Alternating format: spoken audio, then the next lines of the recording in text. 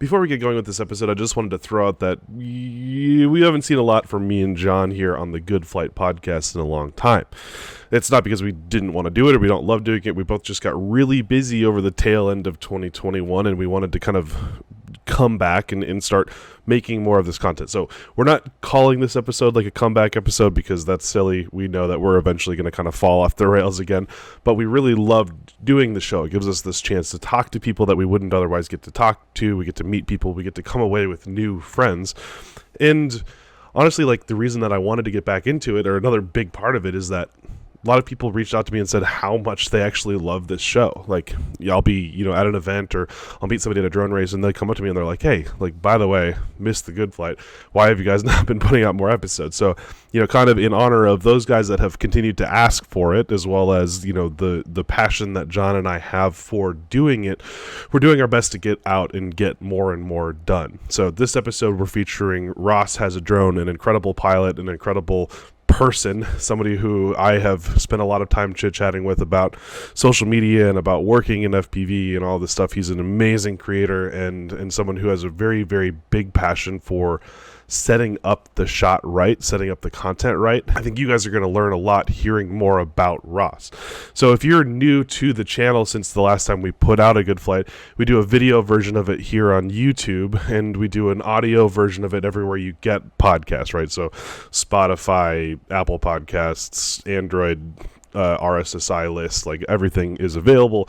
So if you're interested in finding more episodes, I think we've got like 20 something other episodes that you could go and kind of get the history of this show, and hopefully more. We've actually got 2 in the books that are bagged, tagged, ready to rock right now. This is the first of those 2, and we've got like the next like 3 or 4 guests lined up, so we just got to actually execute on getting those things out. So without further ado, I just wanted to kind of throw all of that out there. Please go out and do the good old podcast things of leaving comments and leaving reviews and all that stuff. If you have guests that you want to see on this show as we kind of get into this revamp, definitely list them in the description below, because that's always interesting to see who you guys want us to talk to and what you want to hear from these people.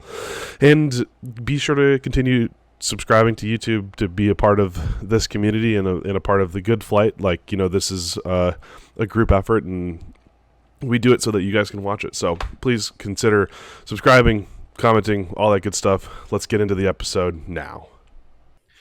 Ladies and gentlemen, welcome back to yet another episode of the Good Flight podcast. It's definitely been a minute. John and I have both been super busy, but that's okay because we're back with that good content. John, Graham, how are you doing?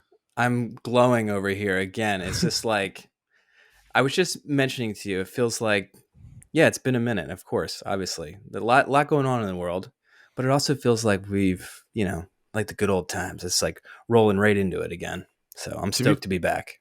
To be fair, since the last episode, I think we've both had a kid. It's not your first, so I think that's probably that's the excuse that I'm giving. Anyway. Yeah, that's true. I got a baby boy, 5 months old now.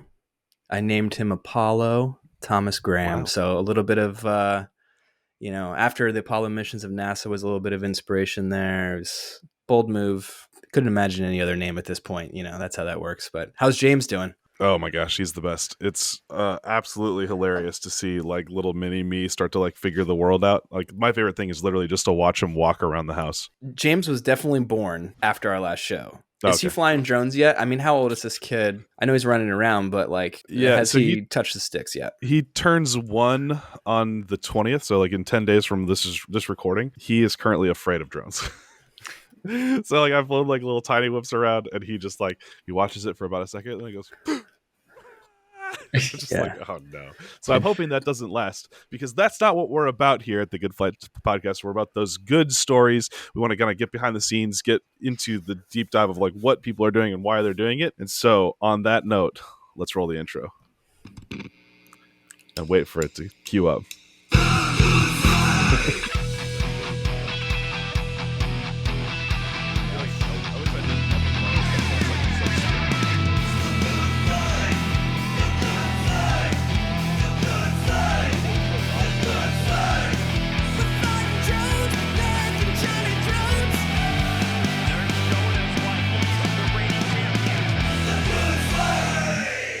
So we want to welcome our illustrious guests, and usually I write these intros down, so I'm going to kind of go off the cuff here. You may know Ross Has a Drone from his viral golf chasing video. You may know him from having worked directly with the one and only Macklemore. He's shot for huge brands. He's worked with some of the biggest drone companies, and whenever I need a backup pilot, he's always there and available for me so that I can give him money to go fly drones. Welcome, Ross Beck, aka Ross Has a Drone. How are you doing tonight, Ross? Hey guys, thanks. Illustrious, it's probably the best word I've heard in a while. So thank you for that. Well, we can also go with luscious if we were referring to your mustache. Ooh. For those of you that are just joining on audio, Ross has currently got the full over lip. You got a little stubble underneath, which looks good. Thank you. I think it takes away from the majesty that is your. Well, whenever I trim, I just shave everything but the stash, and then it's just even more proud and loud. It's great. What does your wife think about the mustache? Is she into it? She knows that it's part of my brand at this point. So okay. So no, she likes it. She likes it. Okay, yeah. That's good. I was going to say, like, using the mustache as branding. That's a pretty good approach. It's brave. Getting by with yes, but it's also a good approach to getting by the household as well. So that's right. Pretty good. I love it. Right. It's better than the guys that use like a bow tie as a brand. You know what I mean? The weatherman look. I don't know if anyone's done that in FPV yet. FPV bow tie guy, is that a thing? Bow tie. Always thinking, bow tie. Always thinking of new FPV names out there. Yeah. I mean, I'd click it once at least. That's true. But you see, the problem with like having a dramatic branding aspect for yourself is that you have to be able to back it up with personality, right? Like if Dr. Disrespect just sat there and just like quietly played games on his computer, like it wouldn't be the same thing as Dr. Disrespect getting on there and talking shit. So with that, this is the ultimate transition in all of entertainment. Let's talk about Ross's personality. How do you back up the mustache? Like what tell me about yourself. What gets you going? Why do you fly drones?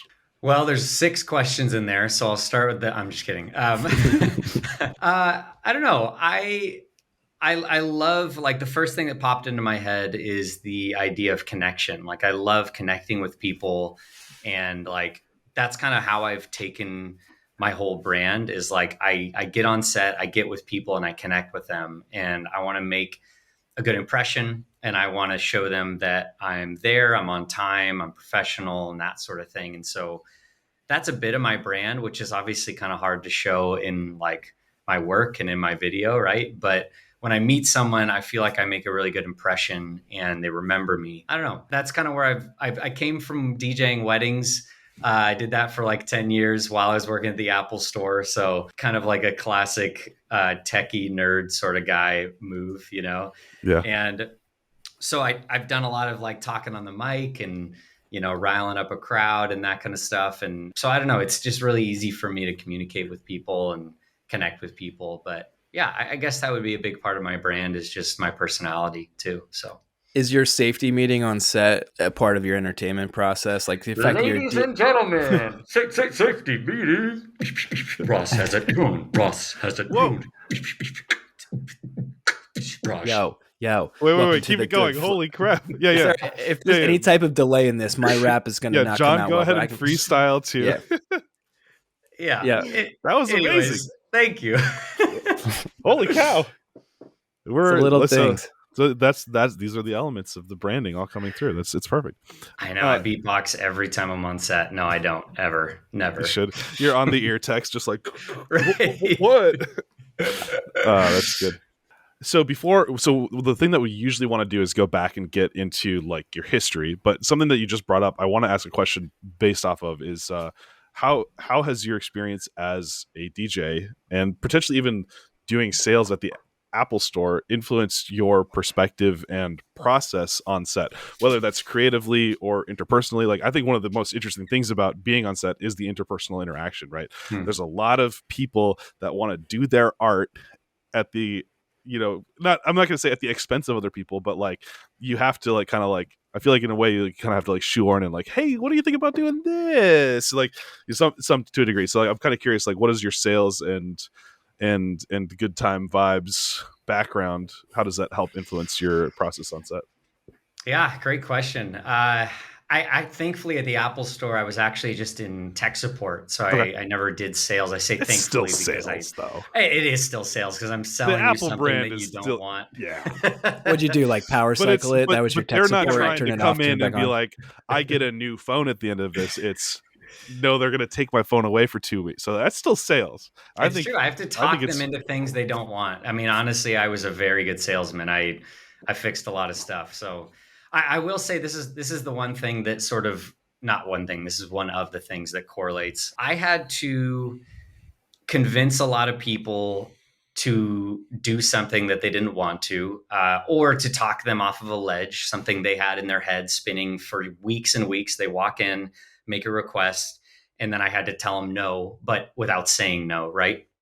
And I think you probably know where I'm going with this, but a lot of the times when you're on set or even when you're in a creative call leading up to the shoot, there will be a wild request of you, like just crazy, you right? being the drone operator, the FPV Yes, drone operator. Yeah. exactly. Yeah. Or really any drone for that matter. They just say, hey, we want to chase a skipping rock across the water, like, a foot away, or we want to, the list goes on, right? But like, doable, easy. it is No doable. problem. Yeah. All day. Yeah. Every single time, right? Land Every on the take. rock Yeah. as it's Yeah. skipping. No big deal. Yeah, no, Yeah. that's the part we want to do. Like tap the lens, tap the golf ball on the lens of the drone in midair. You are the rock. Yeah. Which we did. Yeah. So anyways, you Subtle have flex. to like tell them yeah, you have to tell them like no, but in a lot of words, right? Or yes, but, or yes, and, right? So setting expectations. It's like Yes. it's like if I repair this MacBook Pro, it might not work, but you can always if you buy spill the beer in the upgraded. keyboard, it will not turn on. That kind of Setting expectations. Managing expectations. Yeah. So I got really good at that at the Apple Store, and honestly with DJing weddings as well. Just like kind of some wild requests, crazy, weird situations that I had to navigate. And I brought that. Yeah, I bring that right to set with me, where I can just like reset expectations, manage them, etc. And we can always come to a cool conclusion and come together and figure out something that works for everyone. So. Absolutely. Awesome. I can attest a little bit about wedding DJ. I used to have a wedding DJ company called Glass Table Productions. Actually, Matt Setzer, one of the lead singers on our intro song, was part of my squad there. I met my wife DJing, and I used to work at a Bose store. So it's a little bit. It's weird when he showed up with JBL Pro speakers to his DJing events, but I mean, you get them. You get the speakers where you can. I bought them. Anyway, hashtag sponsor us, JBL. Yeah.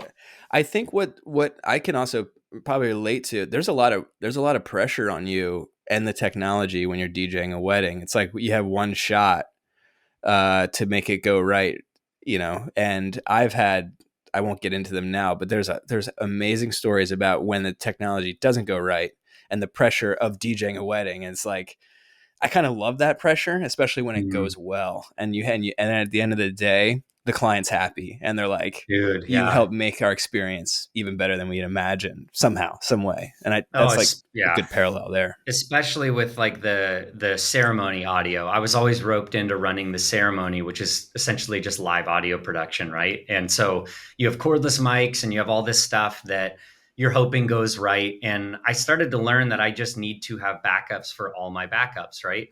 And that was one thing that I brought over to FPV immediately. Like the second I bought a pair of goggles, I bought a second pair. Right when I bought a remote, I bought another remote.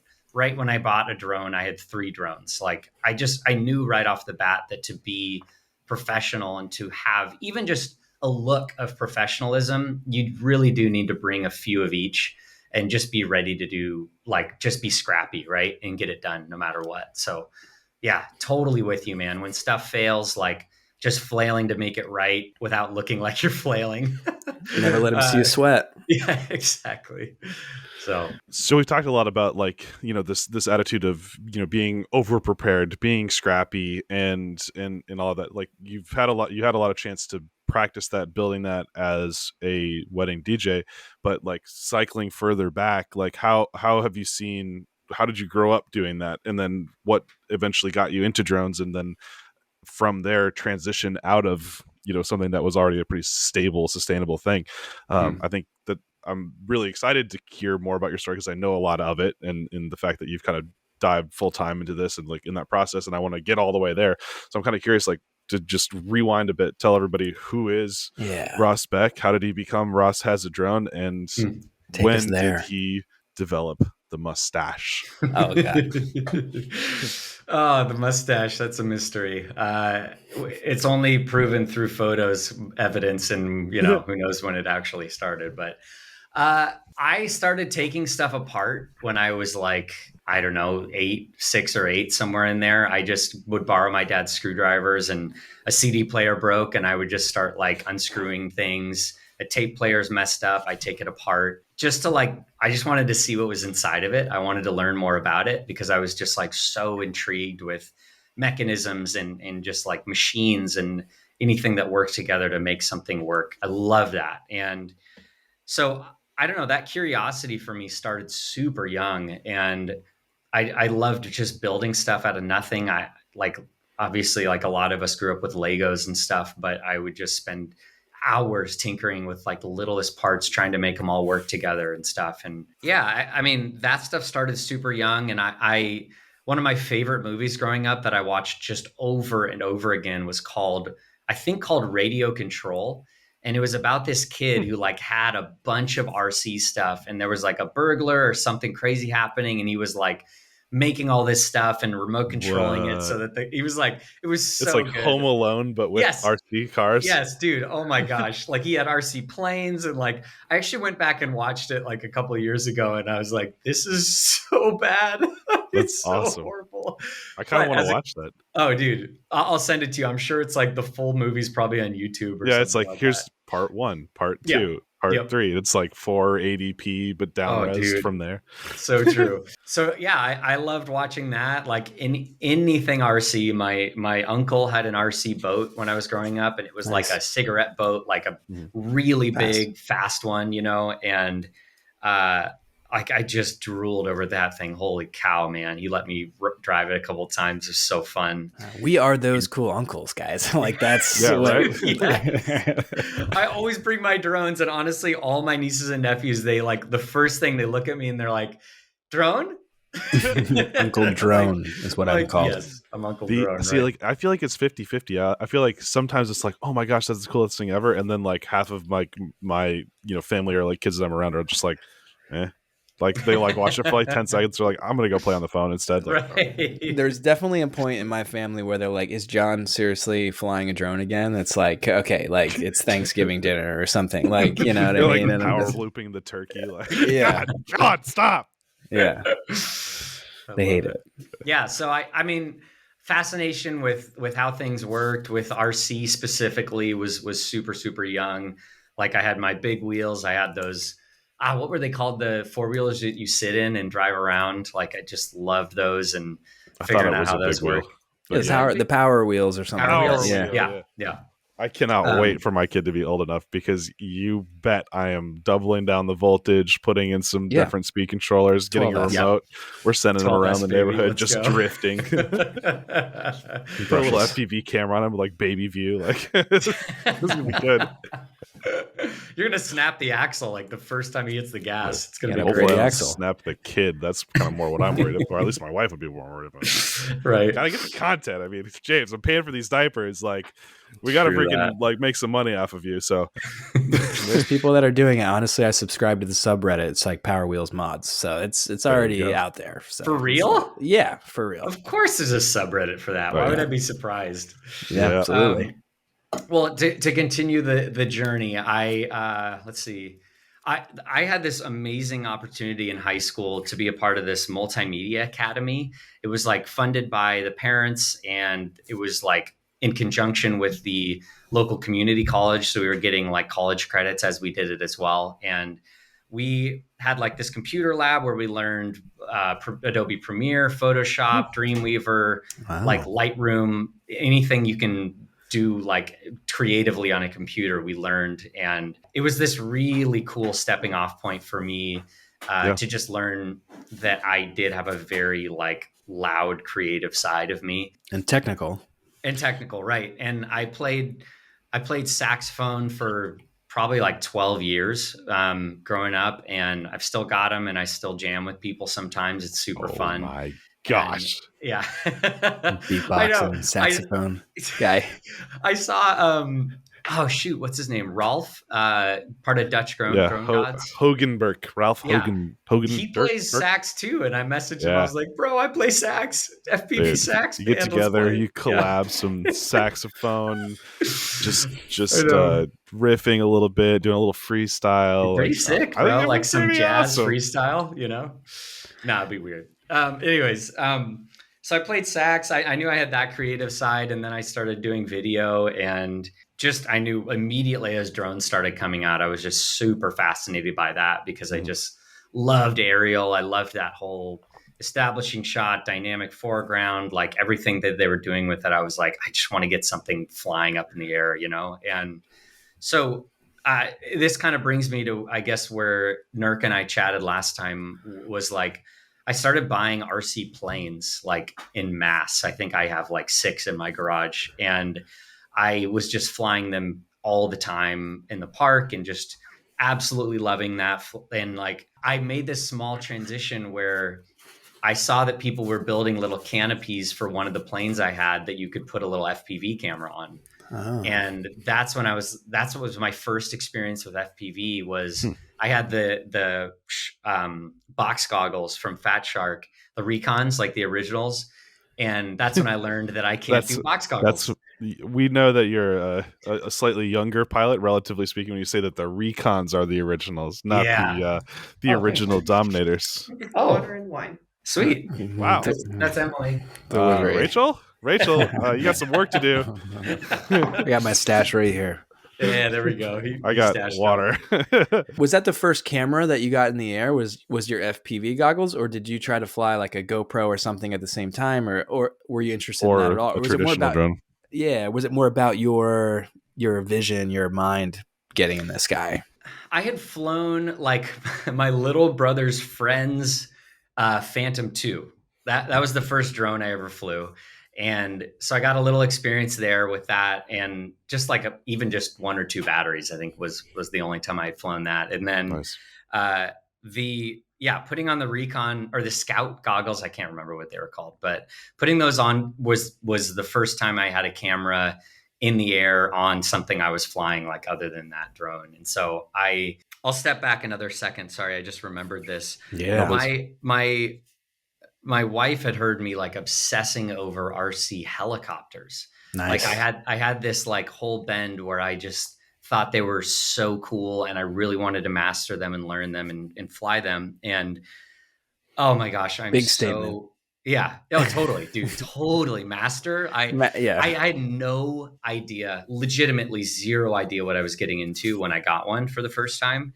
And she bought it for me as a surprise present. She saw exactly what I was looking at, and she bought it for me. And so she bought crazy me wine, helicopters. Okay, there's a sad part to this story. Gotta very keep it sad. locked down. We're okay, Nurk. We got good deals too. I do. Yeah. So I had this.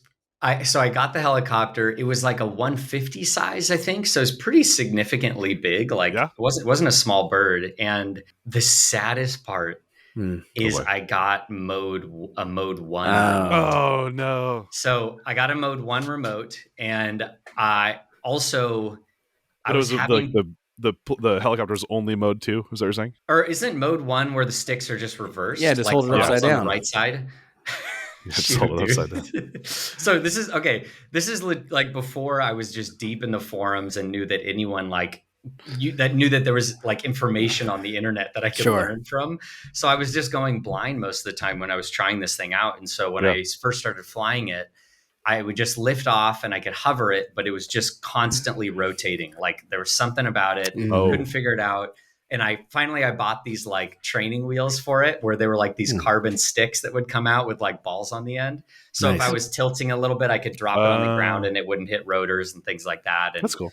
This was before I knew anything about expo, about any throttle curves, like input curves of any kind. I was just wanting to hover it, right? I was Trim, just like, I just want to hover this thing. Oh, none of that, dude. None of it. So this is the saddest story, because I'd taken this thing apart. I'd put it back together. There were some things that were like oscillations, like really bad oscillations in it. It was a total Chinese knockoff, by the Prop way, balance. of like one of the right ones. Yeah, prop balance. And you probably know the end of this story. It wrecked it at one point, and it just absolutely exploded, like just blew up, right? Yeah. And I thank God for surviving it, because it was very sketchy. And carbon flying can be sketchy no matter what. Yeah. But splintered carbon blades flying is very scary. Jeez. So I didn't have a scratch on me after that, but I was just devastated. And like obviously Emily could see that, and she's like, "Babe, we're getting you a freaking drone. Like, let's just get you a drone. Let's get you something." Yeah, it's a lot safer, right? Like, I'm not going to just sweat over it and like take it apart and figure it out. It'll just fly, right? So I got the Mavic 1 when that came out, and we have a Sprinter van that's converted, and we actually lived in it for 3 years. Amazing. We lived in it like full time. Crazy. And my parents live down in Santa Barbara, California, and we're up in Washington right now. And my dad has a van conversion workshop that he started about 10 years ago. And so a very ideal connection to have. We basically handed him an empty shell of a Sprinter van and gave him some plans and ideas, and he built it out for us. And it's amazing.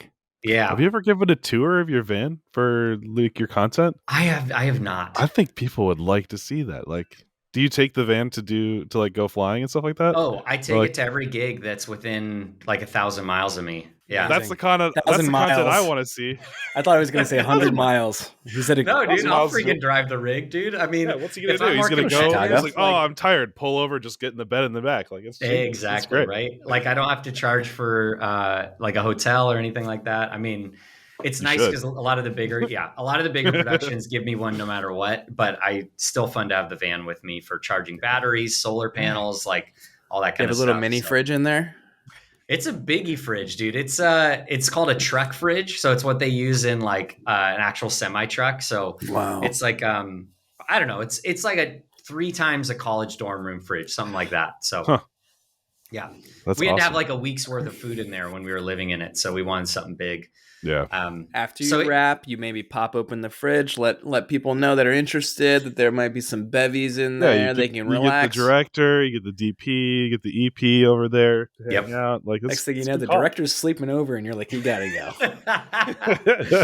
Dude, I have poured like nice whiskey out of that van after wrap for people. It's a very fun. It's a very fun brand to have. It's a party trick for sure. That's awesome.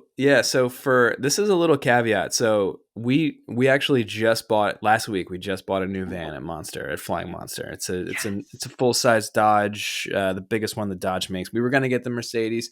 I don't know if you know, they're charging like $40,000-$50,000 over. I know all like about list that. price on the Sprinters. So and they weren't it's available. We needed to get something ASAP. So we're happy we got a van. We're looking to fit it out. And a big part of what I've learned with the camera trucks that are on set, there's always, at least on New York and the East Coast, there's always a solid bar in the camera really truck. Absolutely interesting.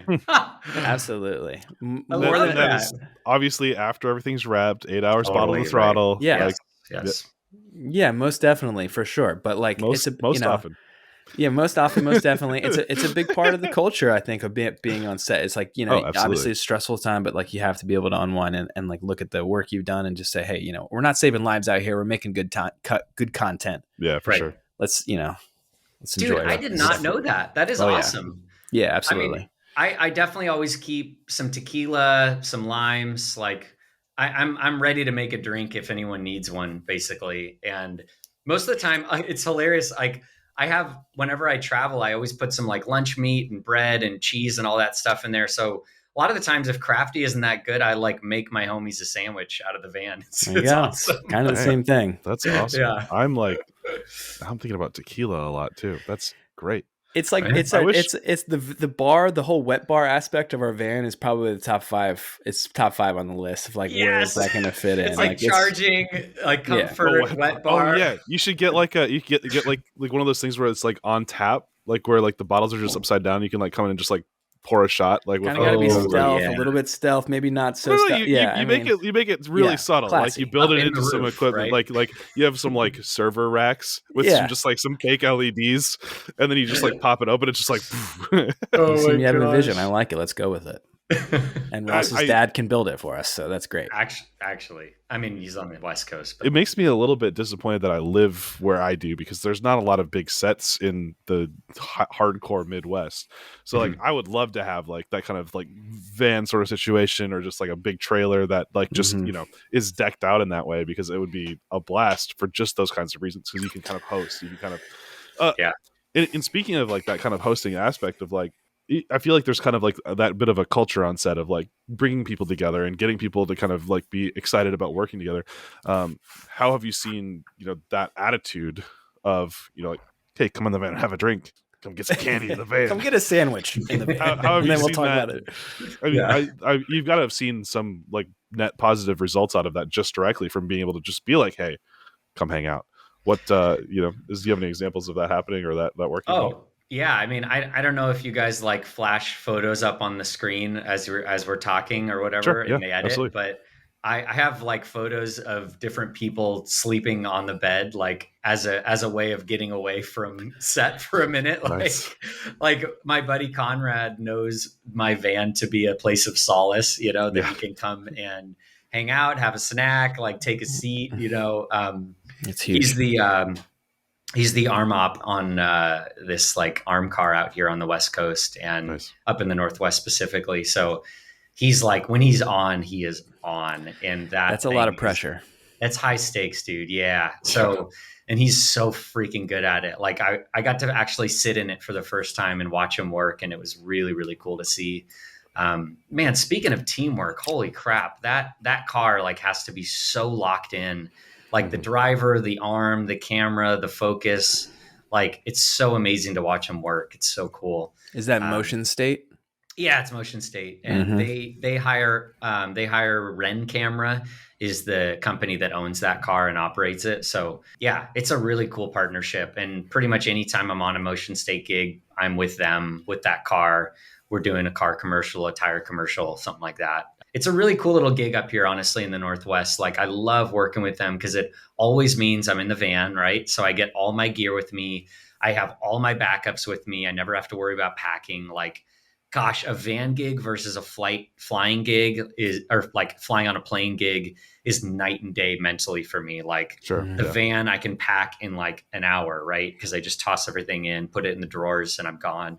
In the plane gig, I'm just so meticulous about every little thing that needs to come or doesn't need to come. How do you get everything into cases? Yeah, what is totally. here? What am I going to forget once I get there? Yeah, I just love that. And so anyways, the local gigs are some of my favorite because it just means that I get to drive there. I'm back, back to Emily after just a couple of days instead of like a week out with flights and stuff. So it's a cool thing. But awesome.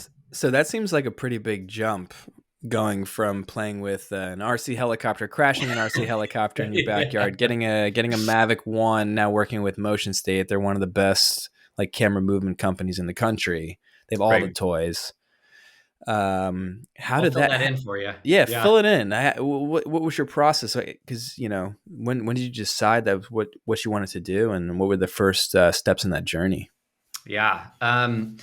I was playing with RC planes while I still worked at the Apple store, and I bought the Mavic 1, still working there. And then I think I even had the Mavic 2. And then it was October of 2019 that Emily and I both decided that I just needed a break from retail, whatever it was. Like I was at a coffee shop before Apple and then another shop before that. And so I just need a break from interacting with folks on that level. I'm just like a people. I get it. Well, yeah, end no, of 29 is a good time to get sick of people too. yes, So. you're honestly too true, man. And I've found through a lot of, well, frankly, a lot of counseling I've been through that I'm like a deeply empathetic person. Like I just I hear someone and I hear an emotion and I just immediately feel it.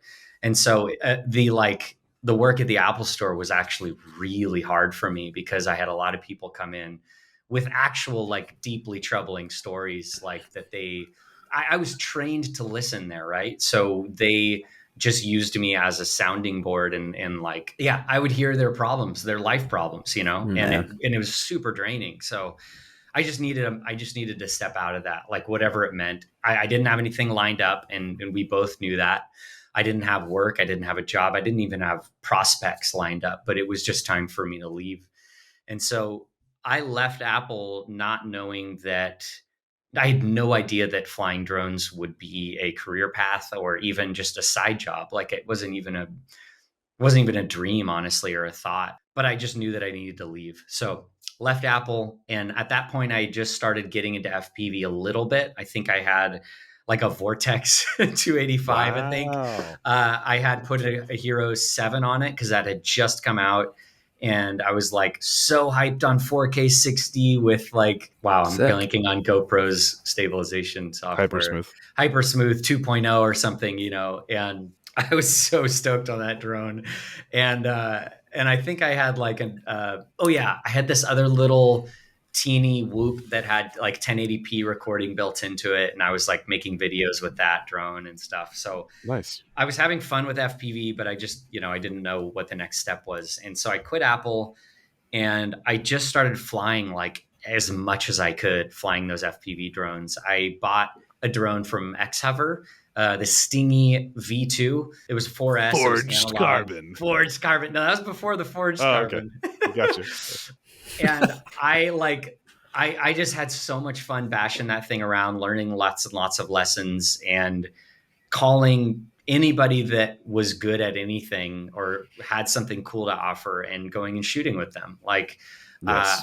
This is the craziest thing, man. And it was only because I had left my job. I left Apple and Emily was like going downtown to meet a friend. And I was like, I'm just going to come with you and bring a drone just to see what happens. And we went downtown and I dropped her off and I was like, I'm going to head over to this bike park that basically very few people know about. It's under the freeway in I-5, like under in Seattle. And I went there and I just started flying around the mountain bike course by myself with this drone. And this biker showed up and I was like, dude, I know this is weird, but can I film you whatever you're about to do? And he's like, yeah, dude, totally. So just take your shirt off and like, and so he started riding around and I was filming him riding his bike. And it wasn't until we were packing up, he puts a hat on and it says Northwest Helicopters or something to that effect. And I was like, dude, I love helicopters. And I've actually thought about being a helicopter pilot. And I told him this whole story of how I'd met with a bunch of people who are pilots because I was like wanting to maybe pursue that as a career, like being a helicopter pilot full time, not in cinema necessarily, just in flying a helicopter. And I was pretty dissuaded, honestly, by a lot of people for a few reasons that you can probably guess. Like it's insanely expensive to learn how, unless you have an Uncle Jim at the farm who lets you fly for free. And so unless you're an Air Force or a Navy veteran, you're not going to get any commercial gigs. Yeah. Yep. And I talked to a bunch of people that had that same rotating conversation that was like, I was in the military, my Uncle Jim, my dad, and I was like, I'm out. Right. So, yeah. But I saw him and I was like, dude, I love helicopters. Like, do you fly? And he's like, I'm a teacher. He's like, I teach people how to fly helicopters. And I was like, man, it's crazy bucket list for me to like film a helicopter with one of these drones. And he's like, dude, I know a guy who's a cowboy. He's a bit of a cowboy pilot. Like he would love you to come film him. Right. And so he gave me his number. I called the guy that afternoon and he's like, well, what are you doing tomorrow? He's like, I'm slinging Christmas trees like 3 hours south. And I was like, I'm there. And so I was able to just go. I'm there. Like, what does that mean? Yeah. I was able to just like drop nothing, right? Because I didn't have a job. I didn't have anything going on. I could just hop in the van, drive down there and film him. So It all comes back to the van. yeah, it really does. So if you want to get started at FPV, buy a Get Sprinter a van. Yeah. A good example of this is what you're talking about is on your Instagram. I mean, this has got to be the clip. It's a helicopter, like a little bird. Well, let's let him tell the story. Let's get to the story. Amazing. And we'll put. It is amazing. Okay, fine. So I think I had in my mind at that point that if I wanted to be anything with this, I had to just film cool stuff and share it with as many people as I could. I think to me that was kind of obvious at the time, but I have a lot of folks that ask me like, what's the best way to get started, right? And that's always my advice is like, film something that is eye-catching, that's unique, and share it. And so that was what I started doing, just like you saw on the feed. It's just like bing, bing, bing. I was like, helicopter, cool truck, mountain biker, like what can I film, right? And so I just started finding these different things, filming them, putting them together, and just editing cool little videos with sound effects and stuff like that. Like I saw the Team Black Sheep style and just kind of like locked onto that because it was doing so well for them. And it's for a reason. It's just really engaging, right? You feel like you're there. The drone prop noise goes away. And how did you record that? Did you record it from the drone? How did you get rid of the prop propeller sound? You know, like that's all good questions. Hollywood. 8 hours of editing later. And so, yeah, I just started filming things that I liked, things that were cool, and trying to get unique angles of them. And then I had, okay, this is crazy. I'm going to make the connection now to Motion State, which is just so wild. I was hanging out with my buddy Conrad, who happens to be the arm car operator for Ren Camera. And I knew he did that, and I knew he worked with Motion State, but Motion State was just this behemoth giant. Like, wow, they're this local company that's crazy, right? They were a different echelon. I didn't even consider them as like, I don't know. They were just a different level, right? So I was like, I'm a line cook at McDonald's to I'm a Michelin star chef. Like it's like just that big of a leap. Yeah, like it just was not even thought, right? So I was hanging out with Conrad, and he had this friend from France that was in town doing a crazy art project, and she was like, "Can we film something with one of your drones?" I said, "Yes." So we filmed this like crazy fly through of a house through a window with all these people walking through and interactions. And Conrad shared it on a story of his, just on Instagram, tagged me on it. And Ryan, one of the partners at Motion State, saw that story and then went, click, Ross has a drone, FPV, Seattle. And that locked away. And then I was just creating the mustache, right? Sorry, I forgot that part. Van, mustache, tequila. And the points. Sounds like a good time. The bullet points, right? Yeah. So anyways, I started putting this footage together into something cohesive and actually just like spraying and praying, like sending this stuff out to different production houses, like different, just all the big wig Instagram people that I was seeing go through my feed. And I sent it to tons of people. A lot of people said, we're not interested in this right now, or we already have someone in house, or no response or whatever. I tried sending emails directly because I feel like that would actually get to people. And I sent one to Motion State, just again, spray and pray, whatever, send it to Motion State. And I got a response like that day from Ryan that said, dude, I've seen your stuff. You should come in and we'll hang out. And I was like, nice. What? Sorry, Motion. Yeah, like this company that's local, right? Because all these other companies are in LA or why like don't you down come the coast. Take PP with the Los Angeles Dodgers, like yeah. Just hang it out. blew my mind. I was like, wait, what? No, so for sure. And he's like, bring all your footage, whatever you got, we'll hang out. And so I went to their office, which is in like downtown Seattle or just south of it. And I met Ryan, who's super chill, super cool guy. And I just showed him like everything I have. And he gave me a lot of like really solid advice in that first meeting that I still run with to this day. Like one piece of advice that he told me right away was like, he's like, I never listen to the sound on a reel that I'm watching. Yep.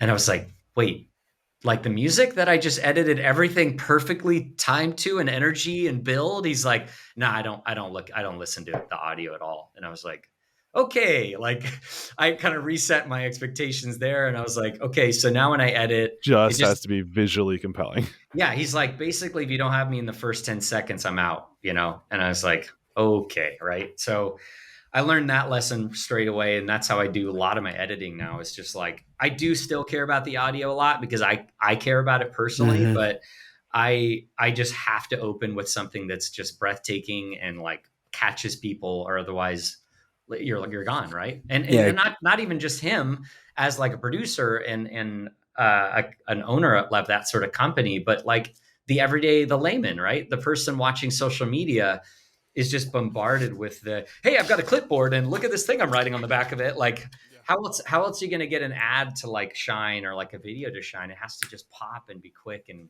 I don't know. So that Absolutely. was one lesson he taught me in our first meeting. And And I mean, then and that's why we wanted you as a guest, right? Because the moment that Ross and his mustache are on camera, everybody's boom, hooked.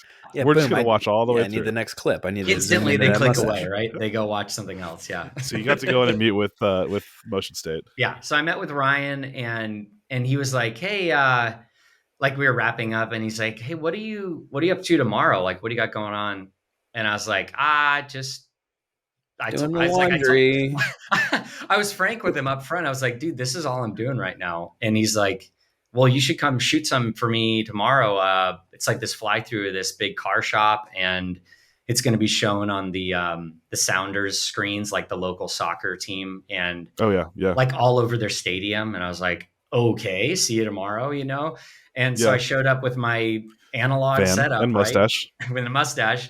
And I gave him like the SD screen, and we made a cool shot. We got something cool. And then he's like, we were at that shoot, and he's like, dude, I wish I'd met you like 2 weeks ago. We could have pitched you on this Red Bull shoot in New Orleans.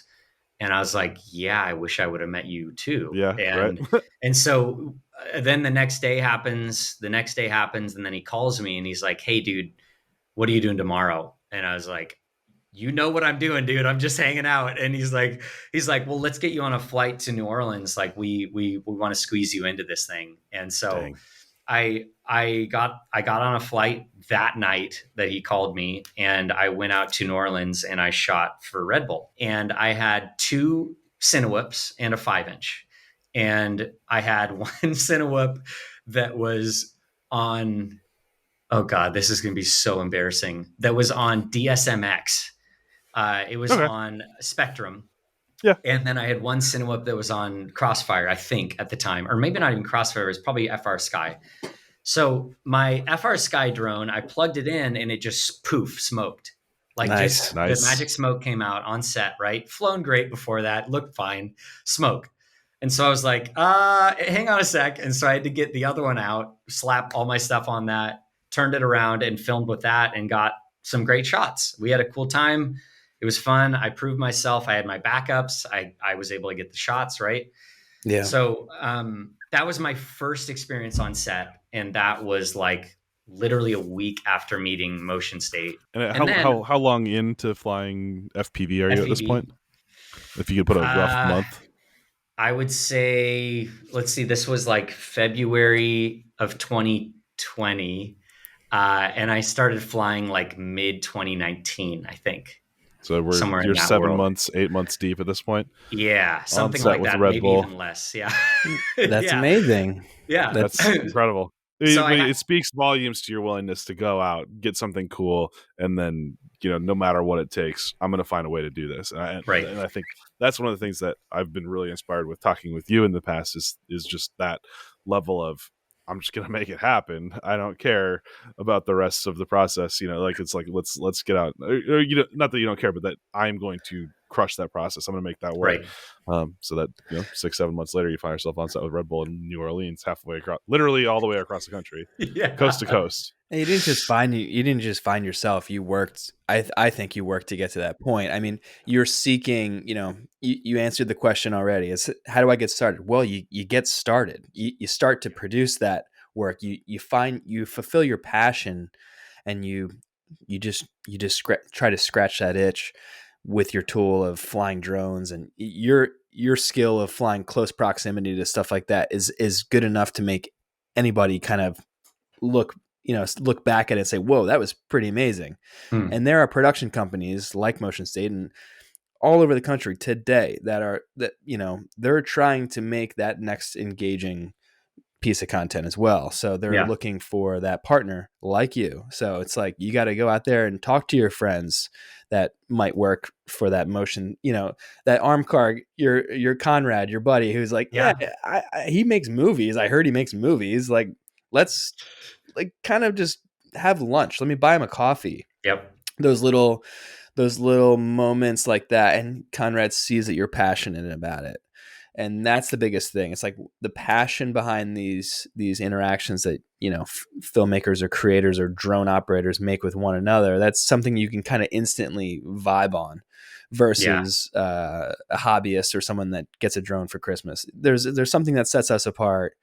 I think that is pretty evident when I meet somebody that's also really passionate about drones. And I'm like, that person's in. Yeah. So totally. So just to cap it off, at least that story, we were out in New Orleans shooting together, and we had some downtime, and I said, Ryan, this shot I've always wanted to get is like following a golf ball. I was like, that would be such a cool thing to shoot. And my drone's like really fast and goes like 80 miles an hour ish. And he's like, okay, it's probably like pitching wedge or like, and he was already like doing the math in his head because he's golfed all his life, and he golfs a ton at this local course by his house up north of Seattle. And he's like, dude, I know the course. I know I can lock down half of it like tomorrow if I want. We shoot stuff on their course all the time. And I got a guy. I got a guy. Right. So then I was like, great. And turns out Ryan is a like really good golfer. And so is his buddy Dusty. And so we got those two guys out there, and I brought this is what's so funny is I'm realizing I didn't have a way of charging my batteries with me. That's awesome. I just brought I think 15 batteries and just hope with me, and I had 2 5-inches, I had a 4S rig, and I think I had just gotten a 6S. And that was like my new pride and joy. Right. And well, were you hanging out at this, or was this like a production? I mean, what was it sounds like you guys were just trying to just have a good time. And right? Yeah, no, it was just a hangout thing. It was like, let's see if this even works. Cool. I was like, no one's done this. Let's see if it's possible. Right. And I was shooting analog at the time, and we just did a couple of run-ups. I was like, I'm just going to get speed. I'm going to do a 3-2-1 and just hope that the timing's right.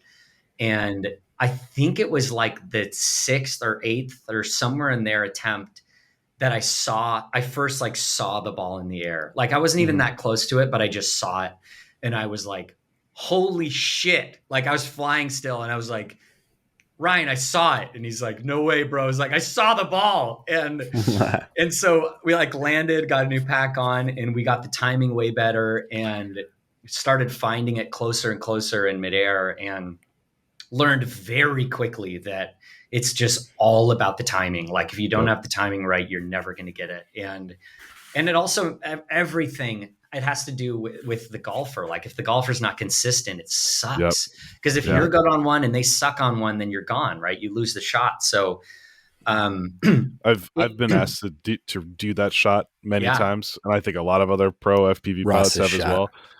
Ross, I just straight up say, like, if you're going to do this, you got to call Ross, and you got to have a lot of patience and a lot of time and a good ass golfer. Like at least 15 I can have a really packs. good golfer. Like we had a champion long drive guy, and even he wasn't consistent enough with an iron. Of course, is a different story. But it is so hard, and you got a result. Yeah, so we got it. We shot it. We had a lot of different shot ideas that I was just pitching the whole time. Like I'm gonna come up to you and just yip past you as you're hitting it, and we'll get this crazy over the top shot. I'm gonna rotate around you. I'm gonna put a GoPro on the back and fly past you. You hit it at me. Try to hit me. I said that, and he almost did. It was very close, right? Nice. And so we got all these shots together. I made a little edit, and then he, at the time, they were working with Titleist a ton. And Ryan was like, I'm sending this to my guy at Titleist. Like, this is Titleist something. is a golfing company for anybody that doesn't know. They make Right. clubs Yeah, and balls. That's fair. That's fair. Hey, just throwing it out there. I didn't really know him at the time, so that's fair. God. And I still don't really. I'm just kidding. So he sent it to his guy at Titleist, and the guy was like, don't do this with anyone else.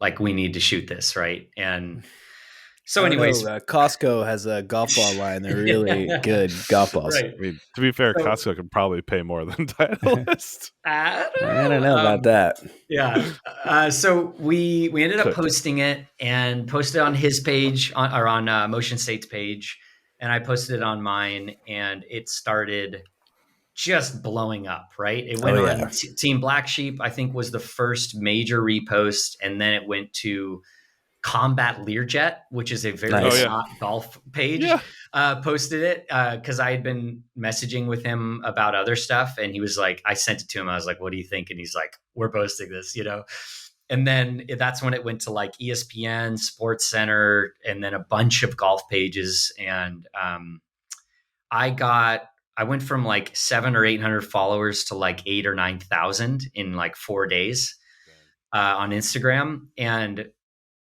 And then I was actually on actual TV, which was fun. I got like a little clip of it from some bar that someone filmed. So that was pretty fun. Wow. Like the clip was on actual TV? Yeah, it was on the golf there channel. You go. That's awesome. Congratulations. Thanks. And yeah, so that spread all over the place. I got a ton of DMs about like, we want to work with you. We want you to come out to Dubai and be like our, like, the guy in whitewater rafting that like takes pictures of you going by and like submits the photos. Like they wanted me to be the in-house drone pilot on the par 3, hanging out on the 8th hole. Yeah, for all the rich guys that want a shot. And I was I'm gold honored, bars. But if they're not going to be hitting the ball consistently, it's not going to work. Anyways, I actually did that. So I got hired by a casino outside of LA. And I came out for like a charity golf tournament, and I straight up told them, I was like, we're not getting this shot for every single person. I'm not going to try. Yeah. Do you still want it? And they're like, that'd be cool. So I literally sat at hole 4. It was a par 3. Yeah. It was like a 9-iron par 3, and just all day filmed very mediocre, happy golfers. Yeah. For 2 days straight. I was like, this is great. Bro, you're ripping an FPV drone. So if somebody asks you to be a photo booth at a golf course, it is absolutely worth the time. It's fun. Okay. As I stared at the resort, just sat on the golf course all day. We were like we were on the same hole as like a liquor rep. So like they're hanging out. So after we were done flying, we had a pretty good hookup. Like it was pretty great. Dude, I love that. Wow. I'll have to take that next time. I think it's funny because I'd never heard of anybody else trying to do that with drones, because like drones plus golf is just like golf is like a calm, serene, quiet sport. And then freaking drones are just like, especially like a city whip is like yeah. You're just like, screw that. Yeah. So I got like a bunch of inquiries from that clip going out. And I would say at least like 10 concrete, we want you here at this time inquiries. And then COVID hit, lockdown hit like right then basically. And so all of those turned into ghosts. I never heard from them again. I messaged them back, didn't hear back. I've even gone back and messaged them like, months later, and they're like, we're good. Thanks. That was a bummer, but it also happened to be a huge blessing because it gave me a ton of time to like deep dive into R&D and like really hone my building skills and repairing skills. And Nurk was actually a huge asset because he led me to the guy who makes the frame that I built, Colin Frazier, that I built an X-Class like 12S rig or 13-inch props. And come to find out later that the arms aren't ideal as they're held in by TPU and they're not very rigid, so it's not great for tuning. But I landed a couple really big gigs with that. I'm glad I had all that time to like tinker and build it and figure it out, right? But it was definitely like a gut punch when COVID hit, because I had all this momentum, right? Yeah. And Yep. then that hit and it kind of slowed down. But I'm also very thankful for that time, not only for the R&D side of things, but I was able to like wrap my head around the business element. Like, people want this, so how am I going to make this? How am I going to make this work for me, for my family? How am I going to make, is there a work-life balance with this? Like, I was able to actually try and think through everything before work started coming in. So I was actually very thankful for that, like, time away, essentially, from like this. I had a glimpse of what it could be, right? All these inquiries, all this crazy, we want you to blah, blah, blah, blah, blah. And then it all just cut. And I was like, Yeah. I had this like calm, not calm before the storm, because there hasn't really been a storm of work like people say. The gold rush after COVID or whatever hasn't really come. At least not for me. So all that said, very crazy turn of events. This video goes viral. I get a bunch of followers, and then it just, COVID hits. But yeah, I was able to start building my professional side as far as the gear, as far as my understanding of everything and my business sense and that sort of stuff. So very thankful for that time. Awesome. And so since then, and Yeah. I'm going to try to kind of fast forward us a little bit so we can kind of get onto some other segments and questions and stuff like that. Sure. So you kind of find this early success, you get a rug pull, and it go through this period of R&D. What's the last year looked like? How has it like normalized in a way? Has it continued to be an uphill trend? Where, like, that's how we made Ross. Now where's Ross at today? What's it look like? What's your day to day? How's it going? Yeah, 2020 was quiet for the first half, but the last like quarter, or from October onward, was actually very busy for me. I had like a few gigs all that happened all back to back, and there were some really big ones in there, like Mercedes, Ford, and a couple other ones, like all hit right then. And was Macklemore in 21 or 2020? 21, yeah. Okay. So this was not to 2020. Jump the shark, sorry. You're good. 2020 was like the first time that I flew cine lifters, and then and like I said, it all kind of hit at the end of the year, right, as things kind of opened up a little bit. Yep. And the end of 2020 was busy. I was super overwhelmed with the logistics because I was handling it all myself, kind of like corresponding with people, responding to questions, hopping on calls, all while I was working other gigs and stuff. And I think it was end of 2020. Dave, this guy who works with Wild Rabbit, he's one of their producers. He reached out to me and actually asked me if I wanted someone to represent him, like management. And I said, absolutely yes. Because I, at the time especially, was just feeling overwhelmed with all of that, like paperwork and logistics and things like that. So Dave has stepped in and has helped me immensely with all of the inquiries. Like, he'll respond immediately to any inquiry that comes into my email address. He'll call them, he'll ask them qualifying questions and things. He knows drones super well. So that's been amazing. So 2021 has been kind of an ideal year for me, honestly, where I've never felt overwhelmed by like the amount of work I have, but I've also never felt like twiddling my thumbs. What am I doing with my life kind of thing?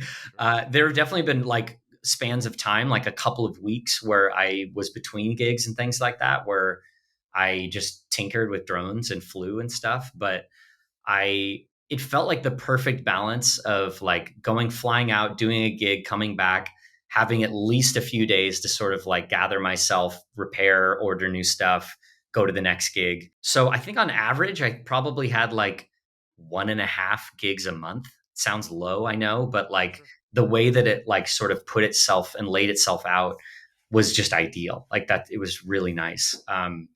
I'd say half of my gigs were GoPro and half were cine lifting, somewhere roughly around there. So I'm still shooting a lot of GoPro.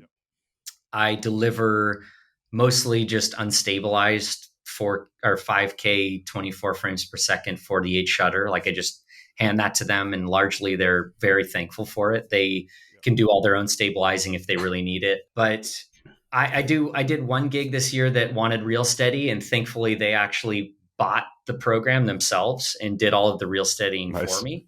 That way they had control over smoothness. And I actually sold them on it, and they were very thankful I did, because it allowed them to actually pick clips that they wanted and didn't want. I didn't have to go through and spend all my time on that. So that was this last year. And I think like such a metric, the ultimate metric of if someone is doing well in this industry is, are you busy? Like, you've been busy. Are you busy? I've seen that you're busy. You've been super busy, right, man? You've been slammed. and like, I think that's kind of funny, because I do, if I can, I do want to have sort of a work-life balance where I get to spend a ton of time with my wife, and I get to spend a ton of time with my family and friends, but I also get to do this thing I love, that's flying drones. And so what I've been trying to position myself to do is just work less for more, and do like higher end stuff, and try to target those gigs, try and target them. And that's not easy. I still get a lot of inquiries that lowball, and I still have fun with a lot of those lower paying gigs, and that's fine. But typically those are more scrappy, and you get less help, and there's less communication and stuff like that. So they're not typically as fun for me. So all that said, 2021 has been a really good year for me, because like, I'm positive on the income spectrum, even after all my expenses. And that was kind of our only goal for the year, was for me to contribute some money, right, to the cause. Emily works full time. She works from home. She works for Stripe, which is like a payment processing company. And so she is the breadwinner of the family for sure. But like, it's been really fun this last year being able to contribute. And I don't know, I felt busy at times, and I felt like I had time to relax at other times. And I was just super, super thankful for that cadence. And going back to this whole, like, are you busy premise? I feel like not many people would say this if it were true. So I'll just say it. I don't have anything booked for this year. I've nothing booked for 2022. And I'm actually like totally okay with that. I'm comfortable in it, because I know how last minute and sort of like seat of the pants this industry is. And like, it's not that I haven't gotten any inquiries. I've gotten like 3 or 4 inquiries this year that are like, hey, can you come down to LA next week? Hey, can you, like, I'm getting stuff, and there's movement, right? And nothing's landed, and that's fine. I know people still know who I am. I know that I have a good product, and I know that I'm still going to get work, but I don't have anything booked. It's kind of crazy. For those listening, it's still like the first week of January. So it's like, man, you know what I mean? It's true. Yeah. It's true. There's a lot. I think one of the things that I noticed about our industry, especially in the New York area in the Northeast, it just gets so cold out here.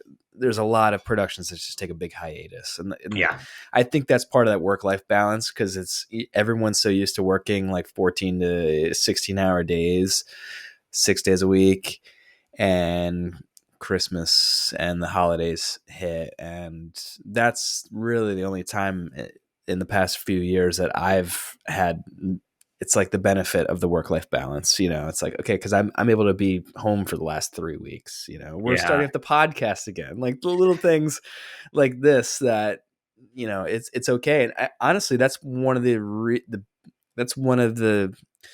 reasons that I love this industry. So, for those listening that are wondering if it's right for them, drones, I don't think are going to give you the stable 9 to 5, I don't know of any drone professional that is in that position, unless you're into a different vertical market, like industrial or you have some type of contract with a realtor. Yeah.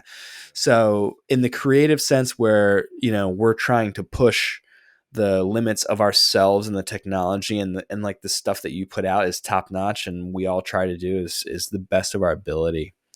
I think it kind of needs that cadence, like you said. You need to be able to go back in your workshop and be like, okay, how am I going to like level up? Yeah. Yeah. What's the next step? year? And that's kind of the fun part. That's how kind of we're all addicted to it. I know Nurk. I mean, Jesus. I mean, what is the next step, Mr. Ross? Curious. He's gonna steal it. Nurk's gonna steal it from you. You're right. I'm gonna write it down. I'm like, I got my notes here. Call, motion state, and naked airy Alexa. Oh Jesus! Somebody's gonna do it eventually. I sure hope not, man. I don't know why, but I've just never been drawn to any torn down cameras because I just think I'm not a fan late of in the podcast for me to start crapping on naked cameras and. Okay, yeah. I'll be quick. It's you're pigeonholed into one camera, A. And B, there's a finicky nature to it that you just cannot have. Can't rely on it. To me, you just cannot have that. Like you have to have a camera that hits record and records and you fly away. And there's no like, I got to plug maybe this, okay, this is me, right? There are lots of guys and gals that have success with naked black magics, right? Those kinds of cameras. Yep. And that's great. And I'm honestly very stoked for them and honestly kind of jealous because like those flight times, those flight characteristics, they seem amazing, right? But I personally don't have that market. They want a red Komodo. They want a Wave. They don't want a black magic. They don't want a naked GoPro. So I'm where I'm at. Anyways, I'll step off that box. But no, I think that's the wisest point, right? Is like if you can't rely on it, like so say it's a big set, it's a couple $1 million commercial or something like that, which that's actually a pretty big commercial. But and it's your turn. You've been waiting until it's 6:30 p.m. Sun's about to go down in 10 minutes. You got 1 maybe 2 takes at this thing, and you plug everything in and you hit record on that naked GoPro mishmashed onto the top of your drone and it just doesn't record. You can't just be like, oh, hold on, let me go get the other one. Like, no, you are off the job. You're gone. You're out. Yeah. You just blew this much money. We have our opinions, but again, you can say that there are a lot of folks out there that find success in it, and I'm happy for them. Oh yeah, and there's a time and a place for sure. But that time and a place is a very small percentage of places where you can do it with a full-size camera, one way or the other. I'm literally trying to. Like just before our podcast, I'm on my bench here where I'm sitting, and I bought one of like the naked GoPro Hero 8s. Sure, that stopped working, and I'm like trying to figure out. It's $400, so it's just like, geez, it's worked twice, like 2 flights for me, and. Yeah, exactly. Speaking of brands that not many folks like, but that I happen to like, iFlight. Yeah, I like iFlight. Look at Nurk. Okay, here's the thing. The new Good Flight podcast, not the Flew Twice podcast. Shut your trap, you loony. Flew Twice? I like that. Listen. iFlight frames, specifically their 5-inch frames. Well, it's carbon. It's 4 arms and a body. Like, hey, it's a brick and it's cheap. So I've honestly been flying their frames a lot, and I really like them. Okay, how long have you been sponsored by iFlight? Hey, shut your trap, bro. And how much is that check? Bro, I get a discount. Okay, I don't get any checks. And for the record, I've never used the discount because they ship from China, right? Yeah, I'm buying my stuff off Amazon. Okay. Yeah. Side note: tonight, I was kind of hoping that it would show up and like Emily would bring it in here and I could open it on camera, but they sent me the Protect 60, the the cine lifter bird. Yeah. So I'm going to just test the shit out of that thing and just like really try some. Yeah. Look at Nurk. Look at him. That's awesome. I have like the only test it. Please test it with an actual Komodo. Yeah. Oh yeah. You trust it that much, right? First flight Komodo. Absolutely. Yeah. It's tuned. It's right out of the box. I have the Protect 25. It's probably the same thing. Yeah. Who freaking knows? Dude? Actually, I was just looking at. Honestly, I was just looking at those. I'm seeing all of Nurk's like amazing videos he's putting out with Catalyst. I'm a big Catalyst fan. I've been flying Catalyst like frames and drones for a long time. Mm-hmm. But they're expensive, and like the Money Shot full size, I really want that one. The Money Shot Mini, the Y that Nurk's been ripping around like crazy. I want that too. But then there's like this Protect 60 that's like what $1,300. It's an interesting way like this market's going, because like we all know the electronics, like the cost and the R&D that it's I'm curious to know this, and I'm glad that I didn't bring it up, because I'm like, it's in my shopping cart. Like, like, can it work on set? Is it reliable? Is it already pre-tuned? Great. Like, it has GPS. Yeah. These are, that's what you're gonna be on there. You got your red Komodo, $6,000. You got like a $3,000 lens on there. You've got your $10,000 Vaxis on there, and you click return to home on your freaking ProTech 60, and it flies all that shit right back to Nurk, it's all made in China. I mean, all of this stuff. I mean, it's like, one of the most reliable drones I have is like DJI products. They're all made in China too. Yeah, and they're absolutely fantastic. I'm not flipping that switch though. I'm telling you right now. There's a lot of things I would not much being said right now. Let's just say I'd rather have it hand built by a guy in Texas called Alan, which is actually what happens with the Catalyst drones. Or I could just be like, hey, directly. What do you think happened here? Or I saw this weird, but what do you think happened? That means something happened. Ooh, versus 99% of the time it's pilot error. So right, but what about that 1%? Okay. Yeah. No, I want to get into like your Instagram, like Ross, because it's like amazing. It's really, really engaging. That's actually one of my personal resolutions this year, is like do more on Instagram. I have so much like content that I have in, we call it the vault, like at Monster, because like it's just like, go right into the vault, best shot of my life. Yep. 20 terabytes of just footage. Yeah, so daunting, dude. But yours is like very dialed, very curated. Everything is seemingly like really well thought out. Like, is that just an accident? Like, how much thought goes into your IG? It's really good. Thanks, man. It's very thought out. Yeah, I honestly, I spend a lot of mind space on it. When I finally get down and like edit a video that I'm posting, it's usually like a day and a half situation where I'm like, I sit down for a full day of editing and I really, really dial it in. And then I send it out to a few buddies. Like, how does this feel? What do you think? Does it hit right? Are you captivated? Does the sound good? Mm-hmm. And then I make changes, and then I post it invariably on a day that I think will do well. So it's very thought out. Like I really do care about what goes up on there. And Paul and I just talked on the phone recently about this, where I feel like all that is good, but I've sort of put myself into this bracket where I think, and I know it doesn't really matter what people are expecting of me necessarily, but it's what I'm expecting of myself. I'm expecting that I'm going to post the next post and it will be as good or better than the one previous to the last one, right? Yeah. So I definitely put myself to a high standard, and that makes me post a lot less. I have, just like you, I have so many clips that are very sick and very amazing. And if people saw them, they'd be like, wow. But that means I have to edit something. I have to make it cohesive. I have to make it make sense. I have to add the audio design. I have to so immediately becomes a big process for me, and it gets overwhelming before I even think to start. Mm-hmm. And for Nurk, it's fun. It's fun for, Paul, Nurk, whatever. For Paul, it's fun to hear his perspective, because he's like, bro, just post it. Yeah. Like, just freaking post it. Not that it doesn't matter, but it really matters less than you're making it to seem like it matters. Right. So he's like, just post it. And I think through that discussion is we kind of thought about what the purposes of each Instagrams are, right? I would call my Instagram very top of funnel, right? I'm using it to reach out to as many people as I can to get them to come and look at the best stuff that I have to offer.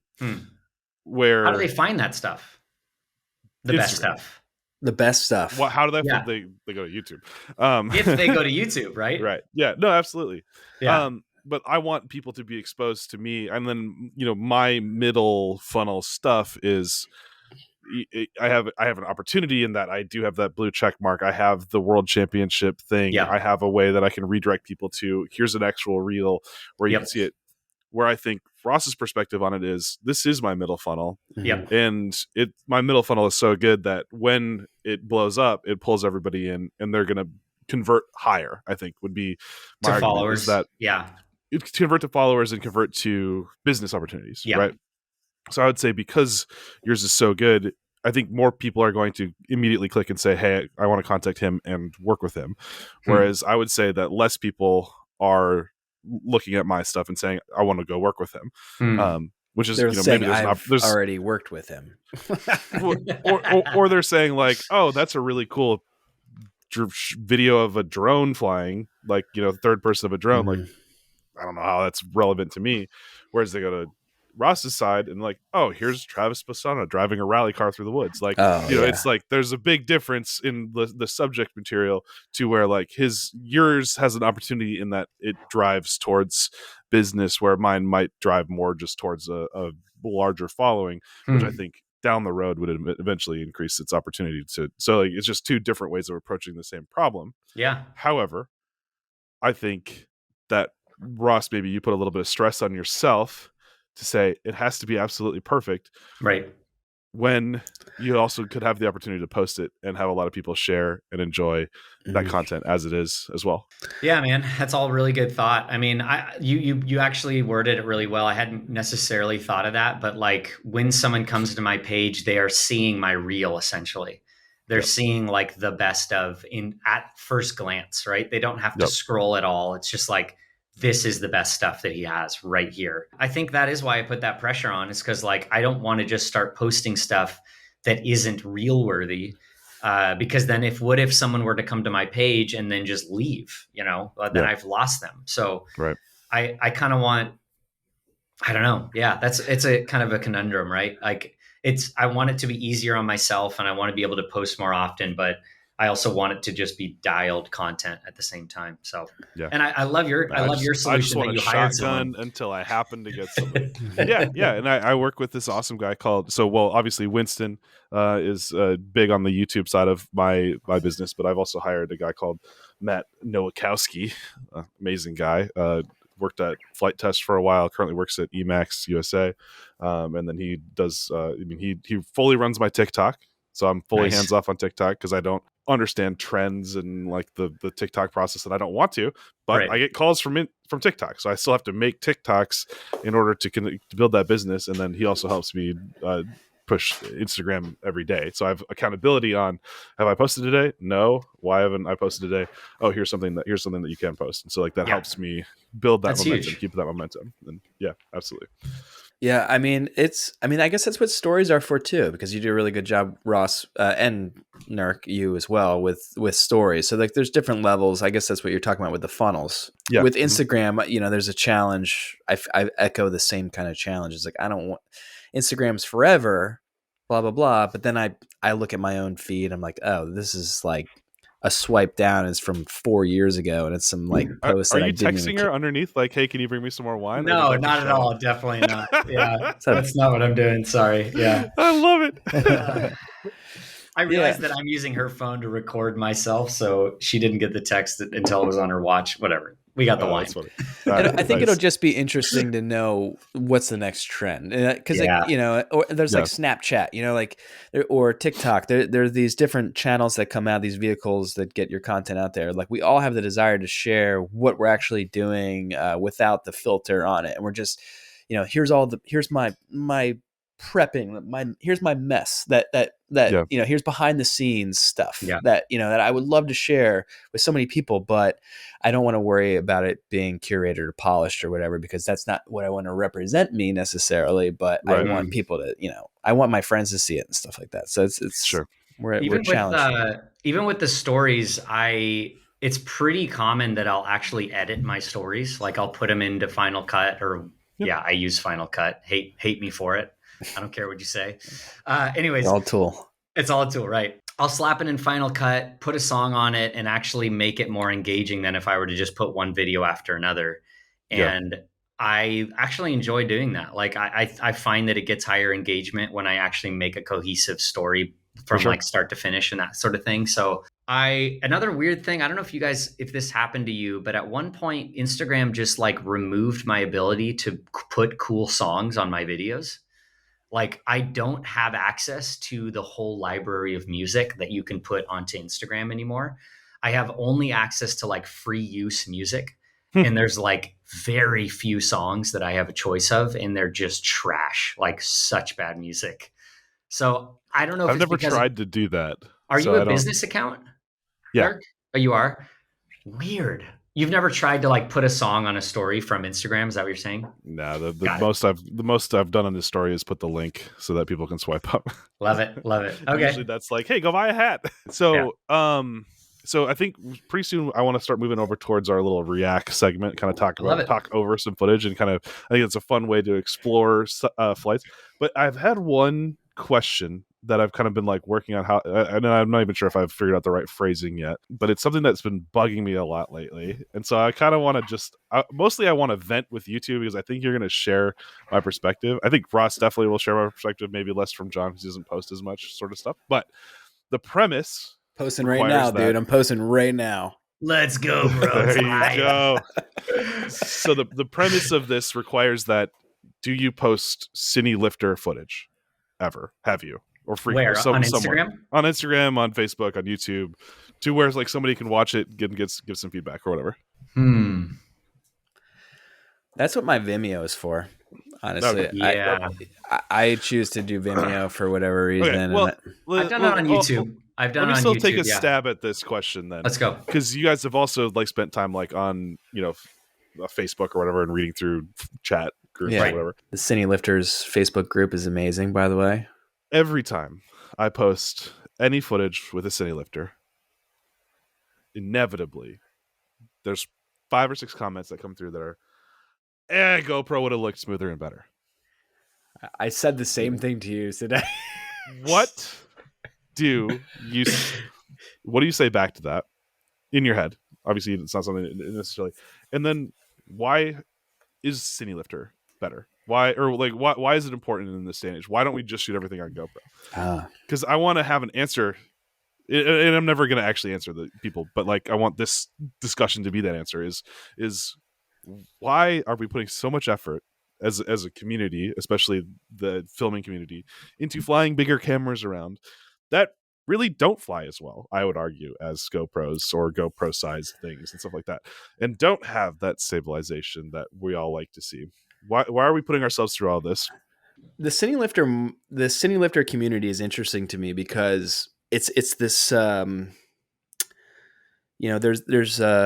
gold at the end of the rainbow. There's this ideology, this smooth cinematic footage. Everybody wants to create this awe-inspiring lens flare, bitrate depth, this footage that looks like it should be in a movie, when there are many drones out there that already fly and can create beautiful cinematic footage that are in movies, like heavy lifters, like Inspire 2, for instance, like stabilized gimbals that are out there that can kind of give you this stable image. What is interesting about the cine lifter side of things is the energy. It's kind of, there's a desire to bring the energy into the footage that I think those types of tools can do better than any other footage. And when you stabilize a GoPro with Real Steady Go, I think you're kind of removing some of the energy inherently with it. And I think that is the benefit of looking at some of this cine lifter footage that is unstabilized, or even if it does go through essentially some type of visual effects or stabilization. Sure. Yeah. You keep that energy with it. Certainly with like any type of big budget commercial or movie production, the GoPro just isn't going to cut it. So it's up to us. What does that mean? What do you mean the GoPro isn't going to cut it? Because people say that all the time, but that doesn't mean anything. Like literally, to a lot of people. Like literally, if you're watching your footage in a movie theater on the big screen, a GoPro is going to look like dog shit compared to a Komodo. It's just it's in 5K, John. It's not. It shoots in more Ks than my Sony Venice. Yeah, it's similar to like what you would do with like an iPhone. So it's like a lot of effort goes into. Yeah, my iPhone shoots 8K. Yeah. It looks so much better than the GoPro. It's not going to look good. There's going to be like highlight roll off that doesn't look as smooth. It's not going to cut in with the other cameras that are being used to also shoot that movie. If your movie on the big screen was entirely shot on a GoPro or on an iPhone, you wouldn't have any problem cutting in that footage with the rest of it because it all kind of looks like dog shit. So you're gonna have that taste in your mouth. It's 8K, John. Essentially. Yeah, but the quality and the video cameras that, the A camera on set is a Sony Venice or an Alexa Mini LF, and these are movie cinema grade cameras with the sensors are like the color science behind these sensors are great. And after you press record and you're done shooting your film, that footage goes through an incredible process in post to bring out the color grading and color correcting that goes on to further have that filmmaker's but when I'm watching it here on Facebook, GoPro just looks better. It might, because the compression it might. Yeah. So now we're getting into that, where it's like, what is better?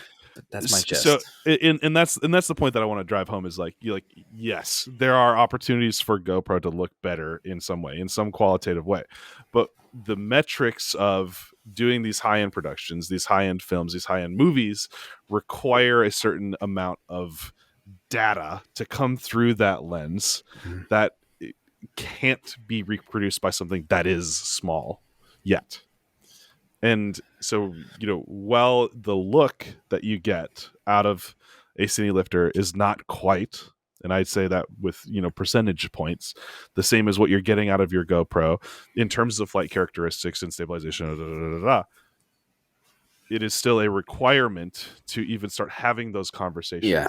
So when people spend time complaining about, I think GoPro would have looked better, I'm not trying to have you look at my shot and say, oh, that looks pretty cool, FPV. No, I want this to be a movie quality situation. I want somebody to see this and be like, that will mix with my footage, and that will be the way that it will carry that level of energy, like John's saying.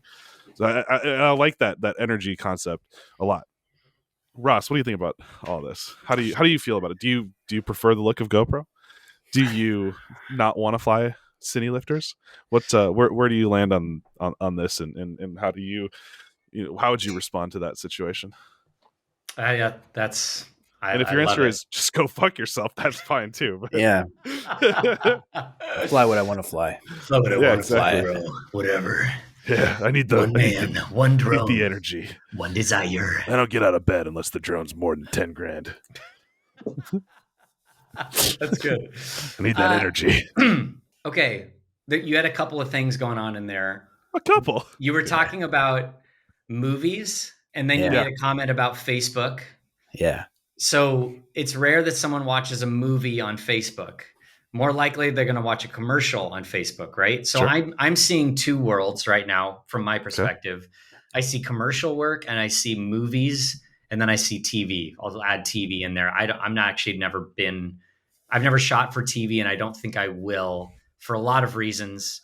One of which is just I've had some very wise people say it's not very fun. Okay, I'm just going to put that out there. But sure. So we'll start with just John worked on Mr. Robot, and oh Jesus, can we get over that?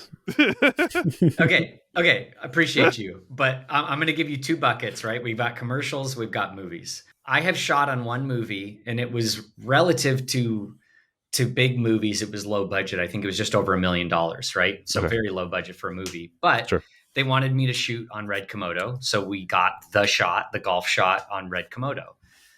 That, to me, totally made sense because people are going to watch this on a big screen, hopefully. Now that COVID's hit, who knows, whatever. Yeah. But the intent for that footage is to be matched with these other big cameras like John's talking about, the Aries and all those ones, right? That is the intent of that footage, and it needs to look good next to that on a big screen. But for commercial work, I would argue that so many people see a commercial on a tiny ass screen at 480p, 720p, that it is very difficult to discern between a cine lifter and a GoPro, right? Just today, I got a message on Instagram that was like, wow, like from a very reputable pilot that has flown cine lifters a lot. He said, oh, is that a Komodo? And it was GoPro. I think I've asked you that question and been wrong before too. Yeah. So I'm that's pretty that, sure about I can the think of a light. certain clip where it's it's like the light, it's the unstabilization, it's whatever you want to call it. But like I personally, almost all of the GoPro stuff I've shot has been on commercials, online, and on TV, but not in a movie theater. And I have shot GoPros next to Venice's, right? Like they've got that crazy backpack Venice rig that they're shooting the on. Rialto. Yeah. It's sick. I love that thing, right? But then I'm shooting right next to him with a GoPro Hero 9 or 8, whatever it was at the time. I think it was an 8, 4K 60 on an 8.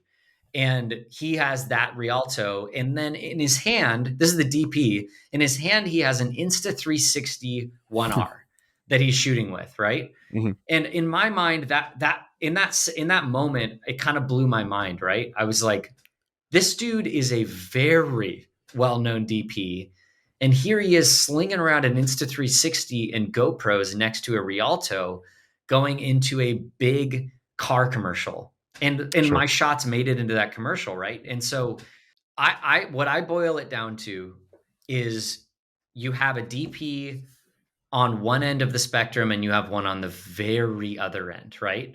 You have the DP that doesn't give a shit about the camera that's used to get the shot as long as he gets the moment. And the moment is captured, he or she, sorry, I've worked with plenty of women DPs as well. He or she gets the shot, and that's what matters. The moment, the emotion, the feeling, the energy, like you said, John, as long as they capture that, that is all that matters. We'll fix it in post. Like that's one far end of the spectrum, right? And then the deeply other end of the spectrum is it has to be an Arri Alexa Mini, and it has to be anamorphic, and the lens has to be 30 pounds, right? It's like, that is the other end of the spectrum. Like there is no question about the camera I'm going to use. It's going to be this camera. It's going to feel like this, because if I see the footage and it doesn't feel that way out of camera, I hate it and it sucks. Okay. So I haven't worked with somebody like that yet, that hasn't been willing to flex a little bit on the lens, the camera. Sure. And I'm thankful for that, right? I haven't gotten to that point where I've worked with someone who's like, there's no other camera, right? Except for like the Komodo. And they're like, it has to be Komodo because we're going to shoot the whole short film on Komodo. And then I'm like, all right, well, let's solve for that. Let's figure out how to get a Komodo to orbit around somebody as they're running through the woods. Like we'll figure it out. But I guess what I'm saying is it really comes down to who you're working with and the medium that the shot is going to be put on, right? And if you're answering that guy or gal who asks, bro, it would have looked better on GoPro, your answer could just be like, well, who is writing your check? Who's paying you tomorrow? If they are asking me to fly this camera, then holy shit, I'm going to fly that camera. Like, I'm not going to try and talk them into, well, the GoPro is better because it's lighter and it's more agile. It's like, they don't care. They're writing my check and they're putting a Komodo on my drone. Right. I'm flying their camera. Like, that's not the question. Next question, Yeah. So that's the thing, is that person does not understand the industry. They don't understand what you're being asked to do. They don't understand the director that wants this camera and this lens, regardless of how you fly and your flight characteristics. That doesn't matter to them. They're like, I want this feeling. I want this wide angle lens. I want this pushed in lens. I want the energy. I want the shake, right? Like there are times that they have wanted the shake, like it's windy out. And I'm like, dude, it's going to be real bobbly. And they're like, great. We love it. We want this like crazy, visceral, heavy feeling. And I'm like, great. You hired the right guy, you got it. So you don't even assume like things like shutter angle. I mean, that's what the director of photography is there to do, to design that shot. So it's like, it goes back to your skills, Ross, like listening at the Apple store. It's like, I'm not there to tell you what camera you want to fly. Yeah. You tell me what camera you want to fly, and it's my job to figure that out. That's kind of cool. Yeah. But, but on the other hand, like Nurk is saying, it's like, what do we think? You know what I mean? So it's like, what do we think? When we're in our basements here, trying to literally develop this technology, like it's seemingly from scratch. Yeah. And what do we think? So it's tough. What do you think, Paul? Well, I mean, just today we were out flying cine lifters, testing out the Catalyst Machine Works Whoop lifter, and some of the stuff I just saw out of body without any stabilization or color or anything like that. Just looks unbelievable. And I can't, like, I haven't had a chance to go and play with any of that footage yet, but like I am so excited about just how it looks, because I look at it and I see the motion blur, I see the result of the shutter angle being a little bit lower, I see the detail, I see the slight difference that the light coming in and hitting the lens looks compared to a GoPro or something like that. And I just get so excited about whether or not it's flying to the same level of quality as my GoPro rigs. The picture that I'm looking at is just more beautiful. So yeah, I probably could have been 6 inches closer to the thing I was chasing or whatever, but at the end of the day, if that shot conveys that beauty and it conveys that moment and it pulls someone in and keeps them watching whatever it is you're working on, that is, I think, a good shot at that point. Yeah. And I like to get that shot with a cine lifter. So I like flying cine lifters. I love flying GoPros, but when somebody says make this look the best that it can look, I think the best that it can look is usually on a cine lifter for me, in terms of the sort of shots that people are asking me to get. So another one of your, like, to your point right there too, is there is often a point where the director thinks something is too close. Like, I love when I get asked to be like, how, like, fly as low as you can. Yes, that's or too fly low. as close as you can. And my job in that instant becomes fly as low as I can, in no matter what rig it is. And it could be a few inches off of the water or something or else, to the point where they go, oh, no. Like, that's too low. Like, now we're trying, now we're like finding out what their range is of too close or too low. So like, when you get too close to something, especially with the cinema cameras, with these lenses that are, you're flying at like a 2.8 or is something, you need to pull focus. And then it just becomes like a not so feasible framing. Yeah. You don't have to necessarily be too close. Then I look at RossHasADrone's Instagram page, and all of the dope stuff that he has is like close proximity. It's like all like the lenses, the stuff's like hitting the lens, like the dirt is hitting the lens, or like that bike tire is hitting the lens. Like, that's another look. So it's interesting. You're pushing. You're like, I'm gonna just circle back to how, like, like you are pushing the game forward with your style and stuff like that. It inspires everybody. So it's, thanks, man. We can talk about high speed too. We haven't talked about the Wave a lot. So it's, that's a great tool. Both of you guys are using. Let's say that for another podcast, I think, because I think we might have an opportunity to get Ross in there, who was on the launch film for the Wave, has a ton of experience with it. I've played with it a ton. I think we could get a guest from Free Fly directly to talk about the project and all of that, and maybe what their plans are for it in the future. And stuff the like Wave that. So too.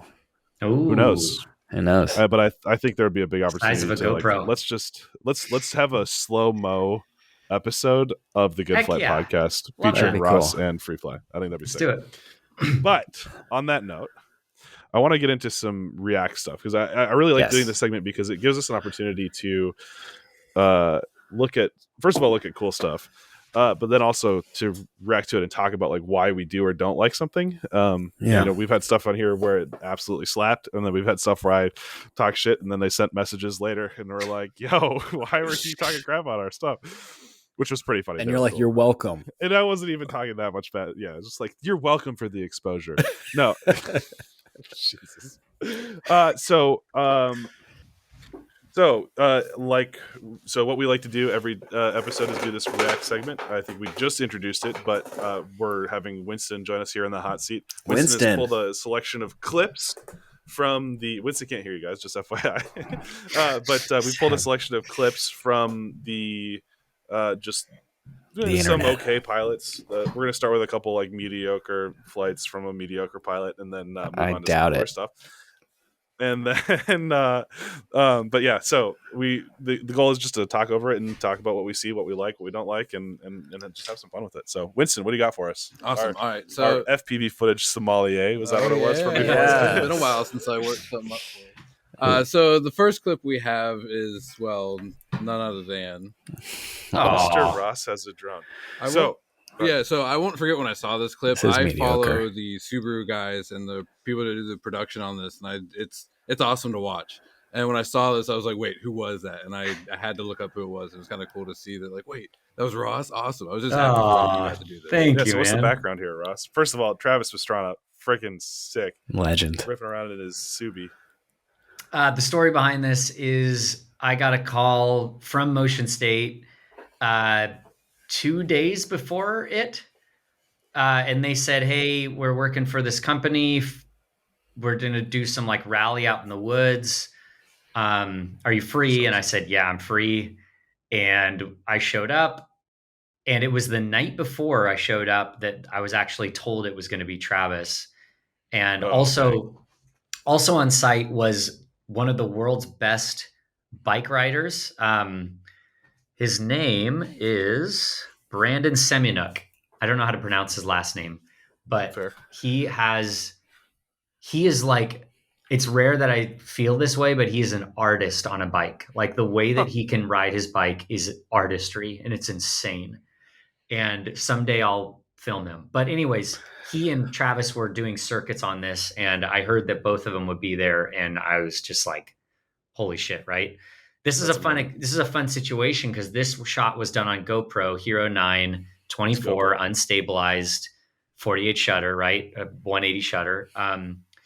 And I kind of talked him into that. They were like, hey, we want to do like a stabilized look or whatever. I don't know what they were saying, but I was like, I want it to be raw. Let's just shoot it unstabilized. Let's just shoot it linear. Let's get it right out of camera and see how it looks.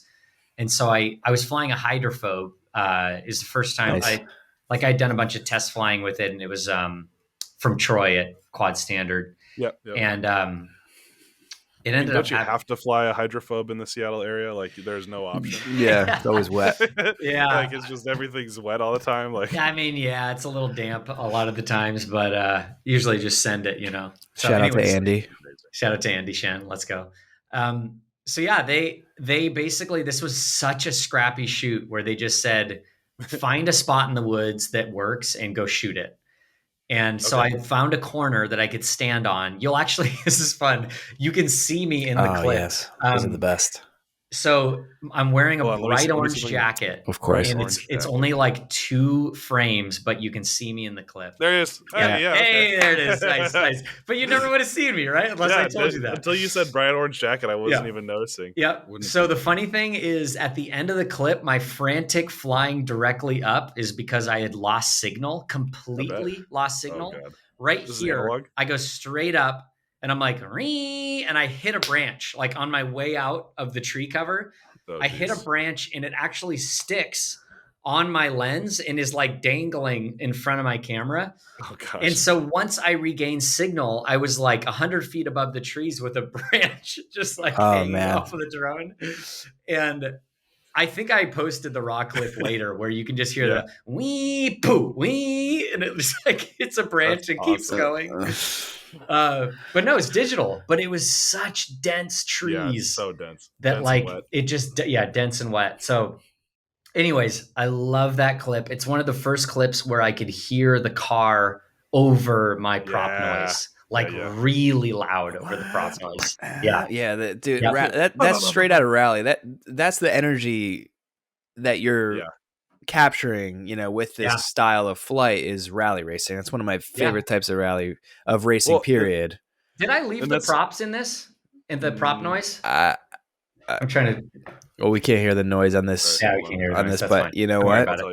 I think I probably did. It was like the one moment where I was like, shit's got to be raw. Yeah, I did. I left it all in. I love it. I think the other thing that I think is great about this shot is that it showcases that like wide to close aspect that FPV can do, and that FPV can do better than any other platform. I think, because like with a big drone, like you can show the wide or you can show the tight, but this is like, oh, here we're in the woods going, and then oh my god, there's a rally car. Like that's what FPV does better than everything else, and you can take a glob of mud on the lens from the Subaru getting kicked up, and you'd see that the wash coming off of the rear spoiler is like buffeting you. That just, you're right, it adds so much energy to it, and that's something that only FPV can do. It goes from like an establishing shot of seeing where you are instantly into an action shot. Like it has that feeling. It's just instantly. Yep. Yeah. Yeah. Good timing Awesome. there also. I mean, I'm sure he wasn't going to do a U-turn and try that again. So you had to No, nail that that took timing like as well. 3 or 4 tries. Yeah. And he would do a whole lap. So I would just sit there, change a battery.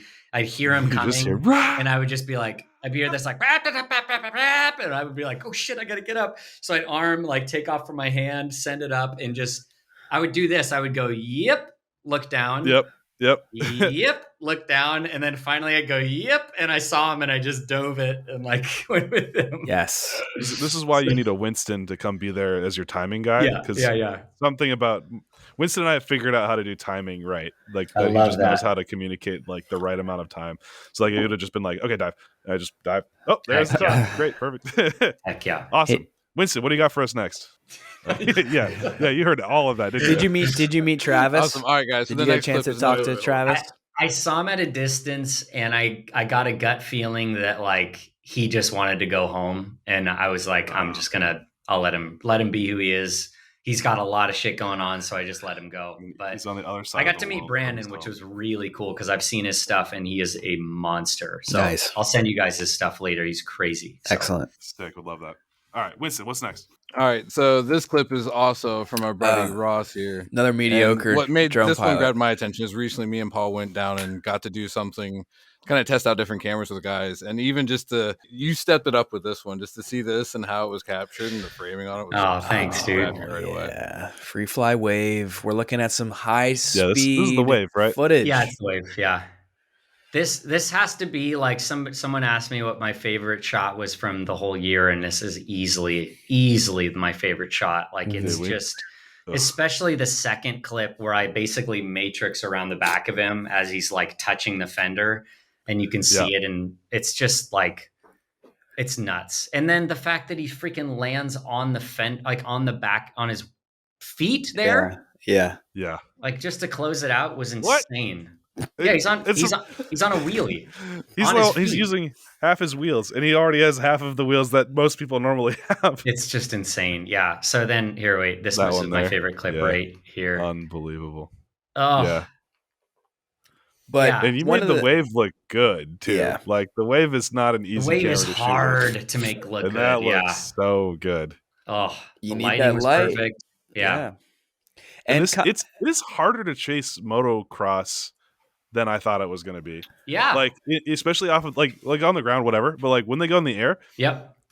your elevation your drone has changes. to do stuff that your drone is not supposed to do, right? Because Because you like then they slow you gotta- down, then they speed up, and then they speed Yeah. up and slow down, and you're like, whoa. And go up and down, 30, 40 feet. This was the first time I'd ever chased moto too, was with a cine lifter with a wave.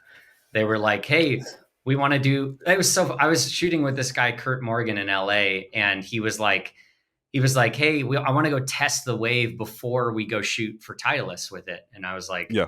all right, let's go test it. Let's get your car. He's like, no. I know this like motocross guy. Like we'll figure it out. And it's Axel. Like this guy is one of the best freestyle motocross guys in the world. And not only that, but we go to his compound that he hosts the X Games at. It was like this crazy turn of events. And so, anyways, it was wild. And Axel was getting all energized by like seeing the shots. We would try and play him back for him, and he was like, "Dude, I want to look back at the camera like this one." He just stared at me like the little punch in. It adds a lot too. Like, and Kurt the way you edited cut it. all of this, by the way. Kurt edited and did all the sound design. So I was very happy to just like post it. Like this is sick. Really good editing, and he wrote the track that's behind it and everything. So that guy's a master. You look at the composition throughout this entire video is spot on as well. I mean, just even right there, how you get nice and low. The shot's not over, yet, and you just get right over the top is really nice. I love the contrast with that. You guys were like blessed with that sky and that sunset, but it offers some really nice contrast at times on the rider. Yep. And then the lighting overall is just really, really good with that high speed. For those that don't know, obviously when you're shooting in high speed, you often need a lot more light. And these, I've shot on the wave a bunch of times as well. Yeah, you need the light, or else you get Yeah. really grainy footage. The dynamic range isn't always there, so your exposure has to be like dialed in. You have a very camera. small window of Yep. it looks good, and if you have any of the settings wrong at all, or the lens is slightly wrong, or your filter is wrong, like it's over. It's Yeah, bad. So Yeah. yeah. So props. well done Man, nailing this is that. awesome. That's really, really good stuff. It's like that. I was That thankful. level up right there. Yeah, I was thankful that I had Nick. I tagged him there, Nick Lance. He was the AC for me. Nice. I really didn't have to touch the wave much. He was dialing in all the settings and getting the stuff there. Yeah, so I know that Nick, was awesome. actually. really. Oh, you do? Yeah, That's years awesome. ago, Yeah. worked with him for sure. Oh, cool. He's with Wild Rabbit still, right? He is. Yeah, Okay, he, cool. he. I mean, he does crazy camera rigs, man. Like 360 on poles and like all that kind of stuff. He's a very smart dude. So. All right, back over to Winston for our next tasting. Winston, what do we got going All right, on? next up on the menu, guys. So this one is literally a scroll stopper. I was just on social and I stopped and saw it, and I had to look up who the pilot was for it, but had to share it. Ooh, I did haven't the same seen this thing. before. I'm I saw stoked on this this. and then I watched it all the way through. It's like it looks good to begin with, and then this guy just freaking jumps off a bridge, and then wah! Yeah, we're down in the bayou kind of. We got a Louisiana style. We got a barefoot water skier that's being just yanked behind a boat, rocking some Hawaiian shirt. Dude, look at this location though. Yeah. Well, I And love the Hawaiian color shirt, too. And then the And look he's back. just hamming it up. Well, I Holy immediately dude, forget he's that in this is there. a drone shot, right? He is Yeah. in there. And It's they are so dude, good. By the way, barefoot Oh skiing, my you have God. to be going I didn't like even see the 80 miles bridge. an hour for it to work well. Yeah. They are moving in these shots. Yeah. Like Holy I don't understand shit. how it's so good. And he's looking backwards. Yeah. What is going on here? Look, Sideways? I don't understand how this even works. Dude's barefoot with one foot sticking up in the air. for Dude, the they rest. are I mean, like- moving right now. Like fast. Dude, if this guy's not like sponsored by Pit Viper, he's doing something Holy wrong crap, with his life. I dude. think. I It's just- need that shot in my This does life. look Look, the Florida. boat was right there in the bottom right. And he's It's fully dry. at a So this is the standstill. first time. And how does he hold on to the freaking? I guess they didn't punch it until after he gets in the water. Oh my god, dude. This is But- amazing. So first of all, the barefoot skiing is incredible, but the shots are amazing too. Like, yeah. like John said, like I forgot this was a drone shot. First of all, that's super sick. He gets That's up Like close. really he is a good so point. close. Yeah. You can see the How tongue is he sticking not? out. Like, How is he not getting hit by the water? Yeah, you can see that he's so close. You can see his tongue sticking out. How's he not hit that dock? And It's- then like look at that. Wow. That is the drone. You know, at 80 miles an hour. My like Ross feed saying, is it's my so feed is pretty fast. choppy seeing the video. So is it stabilized at all, or is it all raw? Like, what does it feel like to you, Nurk, when you're looking at it? It feels like they real studied it and then kind of made their like Shook it added up a some little. motion Real to the steady camera a one or little bit. two. You know, like Yeah. just a little touch. Yeah. Yeah, Where do you think the Wow. pilot is? Is the pilot in the boat? I mean, it has to be, right? he's I gotta mean, be in the boat. yeah, that's a challenge as well. Is there somebody in the? With Oh yeah, he's goggles? sitting in the Let me back try to look. looking backwards. Gangster. Well, I saw this and I just went on Instagram and actually messaged the guy. I was like, dude, this was super good, super unique. It made me watch. Well done. That was it. I was just like, that was sick. Who is And this guy? he's- I gotta look him up. Dude, your boy. Wait, no, is that's slay, that's man. that's Dave scary. AV was the Dave pilot. AV is the guy, is the Instagrammer. Oh, He's he's the guy that the posted on Instagram. Dave He's AV. It looks like he's a DP that has kind of learned some FPV lately. Very, very Wow. focused on water sports. Yeah. But yeah, he does. I was just like, I was totally blown away. I sent him a message. I was like, that was freaking awesome. Wow. I love that, dude. There's so few moments where I'm like, oh my gosh, that's so sick. But that video clip, Winston. even looking at his feed, it stands out. The color grade's a little different and stuff. It Something is. extra was going Yeah. on there. So that was you know, they make it look like it's ain't no thing, but there was a good amount of thought and effort went into obviously making that a success. So kudos to them. Good job, Dave AV.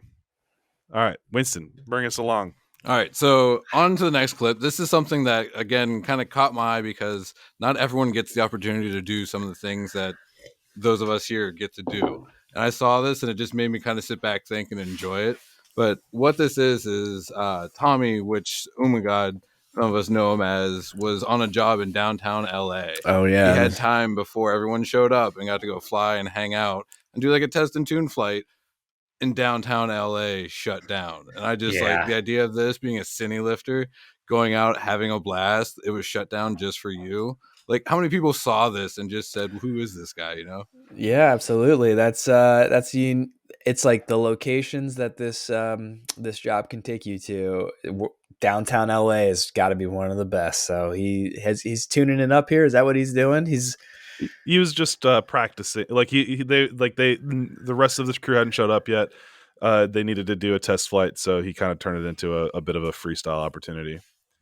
But like coming back to the same discussion that we had about GoPro versus CineLifter, like in this moment especially, I feel like it's such a great opportunity for CineLifter because like you see the sun hitting the glass and coming back at the lens, and because it's stopped all the way down, just fully stopped down, you get that sun flare, that sun glare that you just don't get with any other kind of camera. And like to me, that just looks so gorgeous. And like, there's a little bit of rough edges because it is a huge drone flying through the air. Yeah. But at the same time, like I think it carries energy in a way that or like John was saying, it carries energy in a way that something else can't. And to me, it's just absolutely beautiful. Wow. Yeah, what an opportunity. I mean, I'll be honest that the first thing I thought of when I watched this was RF. Like right away, I was like, God, like dude, this guy has balls to be flying in a place where they're trying so hard to get cell signal downtown for all those customers. And there he is flying on that basically a similar band. It just looks so it's good. Just, I just give it to him like, dude, that's trusting your gear right there. Like, I don't think I've had some actually pretty bad situations where I've fail-safed in situations that I learned my lesson that Crossfire is not perfect and not bomb-proof. Correct. Yeah. And so when I see this, I'm just like, my God, I would be worried about RF the entire flight. Not necessarily video, but control link. Yeah, for some reason. It has to be on your mind when you're doing something like this. I mean, that's when you come up with a pre-flight plan a little bit. You have to understand, and that's what he's doing here. He's probably testing staying within the range. Yes, and he's staying within a very prescribed distance of where his home point is. Right. Like there's probably where they're locked down. Yeah, definitely. But yeah, absolutely. Wow. Yeah, you definitely see the weight in the prop wash, especially. There's always going to be a little bit of bobble there because there's just so much inertia, like on top and on bottom. Even if you've counterbalanced properly, like it's hard for those motors to be adjusting like that. Oh, it's just skimming by the stop sign, like beautiful, dude. It's beautiful. Just getting in the confidence on something like this. That's nice, and honestly, it's not something I would getting a test flight this is nice. I mean, if you can afford something like unusual. that, I don't necessarily like recommend pushing for it, but if the opportunity arises where you can ask the first 100%. AD to, get a test flight in when everything's shut down, blah, blah, blah. And in this case is probably essential because for the actual shoot, he was probably doing massive building dives and all that, so. Yeah, right. So watching this footage, what I think CineLifters and FPV are slept on for superhero movies, right? Like if this was freaking Superman's perspective flying through downtown, or like that's a no-brainer. You could do some like web slanging, Spider-Man, Spider-Man does, like where you just like woo, woo. Like I don't know. That's kind of one of my dream shots right now. And hey, if anybody's out there listening that's working on superhero movies, let me know because I want to do some cine lifting through towns. Heck yeah. Yeah, I mean, stuff like shout out to Flying Monster. We had a big sequence in the last Spider-Man movie. So let's go. Really? Oh, I haven't seen it yet, to be honest. But shit. Was it dude, FPV? It's visual effects work, So it's like it's not. It's not. It was. We were flying a Helium 8K, so Dexter was on that, but it's not. It's not always this high energy FPV stuff, which is the difference. Right, sure. It's like it's heavy lift. Helium 8K FPV. No, it was on it was on our larger drone with That's still sick though. Yeah, so they composited in Spider-Man flying in the shots through some power lines and stuff like that, which is really cool because you're getting essentially a basic shot, and then they see FPV perspective point of view of superheroes. Well, you're seeing it now for sure. So right, exactly. Cool. Thanks to this. All right, next and final one. I've seen all of these. But this one, I haven't. Winston, what you got? All right. So for those of you that watched before know that I like to get away to amazing locations. Yes. That's definitely one of those clips. Who this guy is I think he's kind of like a filmmaker. He gets around and goes to awesome locations, and he made a travel basically like vlog about this where it's 12 days in Venezuela. We have the name of and the this pilot is and the cinematic FPV with Angel Falls, which is a really tall waterfall. To the channel. This is Ellis Van Jason. Ellis Van Jason. Here we go. So real studied, first of all. Right. You can tell right away, but nothing to take away from it. I would probably do the same. But oh my gosh, that dive, a little bit of speed ramping, pretty. probably. Dude, Epic location. Oh, what up, heli? Holy! what a spot, dude! Oh, there's waterfall. No, you gotta check out the video. He did a really cool video about 12 days. Him and a bunch of his friends basically just. Oh my god! The heck? Wait for it. Beautiful. That is ridiculous. Yeah, Dude, I love the fog hanging over the. Oh my god! So you gotta get down inside of Holy, it. dude. Is it waterproof? He's getting some droplets. It just keeps going. Oh, He's that still fall. going. Good gracious. That is so amazing. Come on, get lower, lower, lower, lower. Yes, let's go. Yo, he's like touching the rocks. I love it. That's my boy. Holy, dude. awesome. What an experience. You want to book some tickets to Venezuela? Wipe the lens after every flight.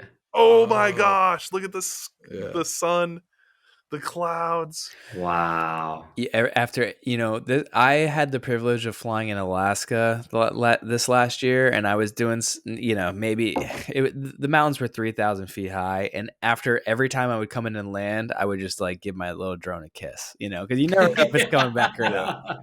Yeah, you got him back, dude. It's so true.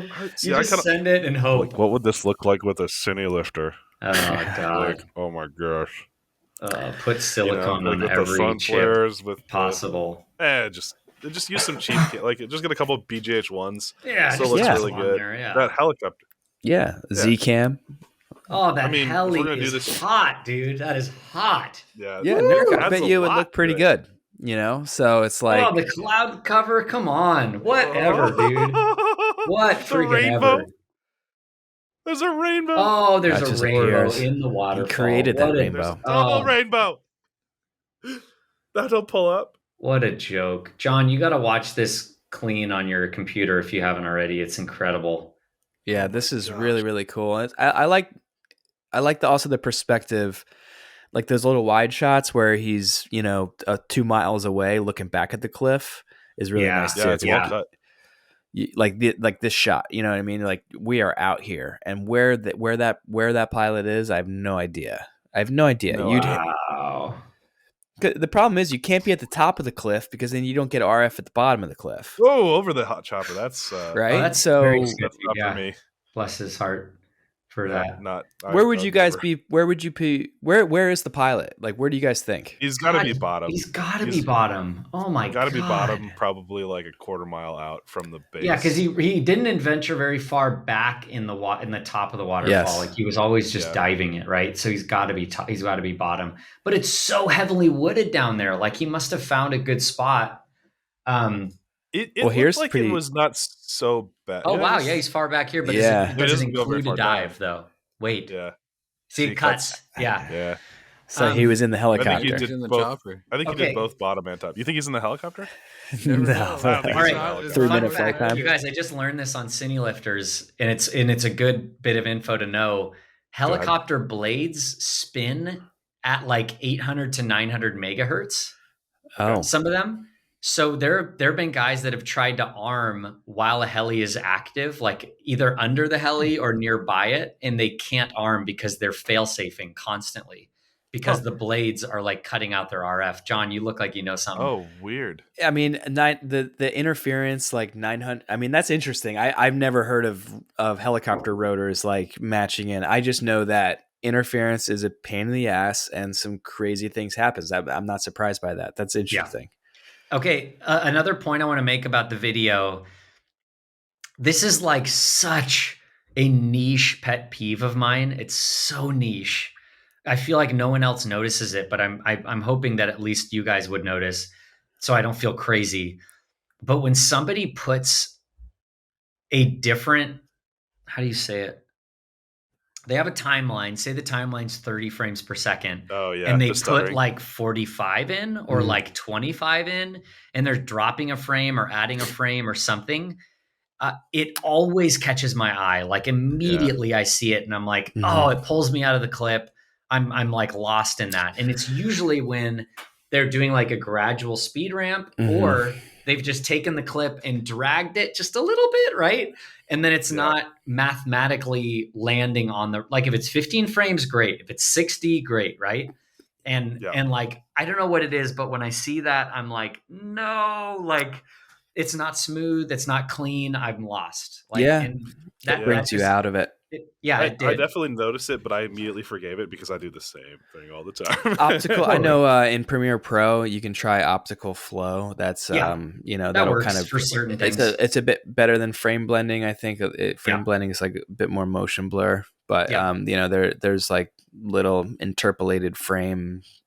Blending with the situations. Heli, I don't think it would work, but like a slow over a landscape might be nice. But when there's a subject in frame and it's moving across frame, it's very bad trying to do the optical flow. But anyways, that's just like such a little thing. I noticed that in the clip and I was like, it took me out. But like it's so forgiven. Well, that's why we have you on, this segment, with those little details. What are the secrets Ross has? Thank you, Winston, for swinging by to give us some. Thank you, Winston. Some FPV tastings. Sommelier hasn't lost his touch.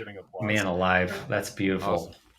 But I think that's probably a good time to start thinking about wrapping it up. I think we've already gone 2 hours at least into this thing, and which I'm grateful for. Very grateful for your time, Mr. Ross.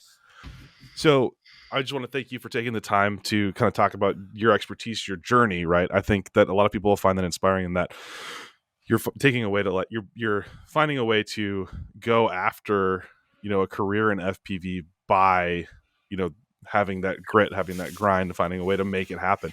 And I think that a lot of people that listen to this are going to be very inspired by that. So, to that end, I would love to have you kind of finish off with, what encouraging words. I'm not going to say what's the process you would use to get into this line of work or get into FPV in general, but like, how would you inspire someone to do that? Yeah, little advice to the children out there. No, don't give me the advice. Don't give me the process. Give me the you got it. Oh, what's the take us on a mustache ride through. Oh, that's where we're going with this. I see. Okay. Oh no. Couldn't ask for anything more.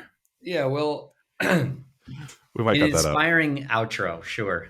That's not an outro. Just I'll do the outro. But you if somebody was feeling down in the dumps, like, oh god, it sucks. Nobody's watching my videos. I don't know how to get work.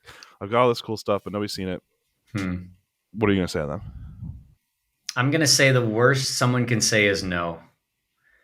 Like you just have to, like, honestly, something that my dad always told me was it never hurts to ask.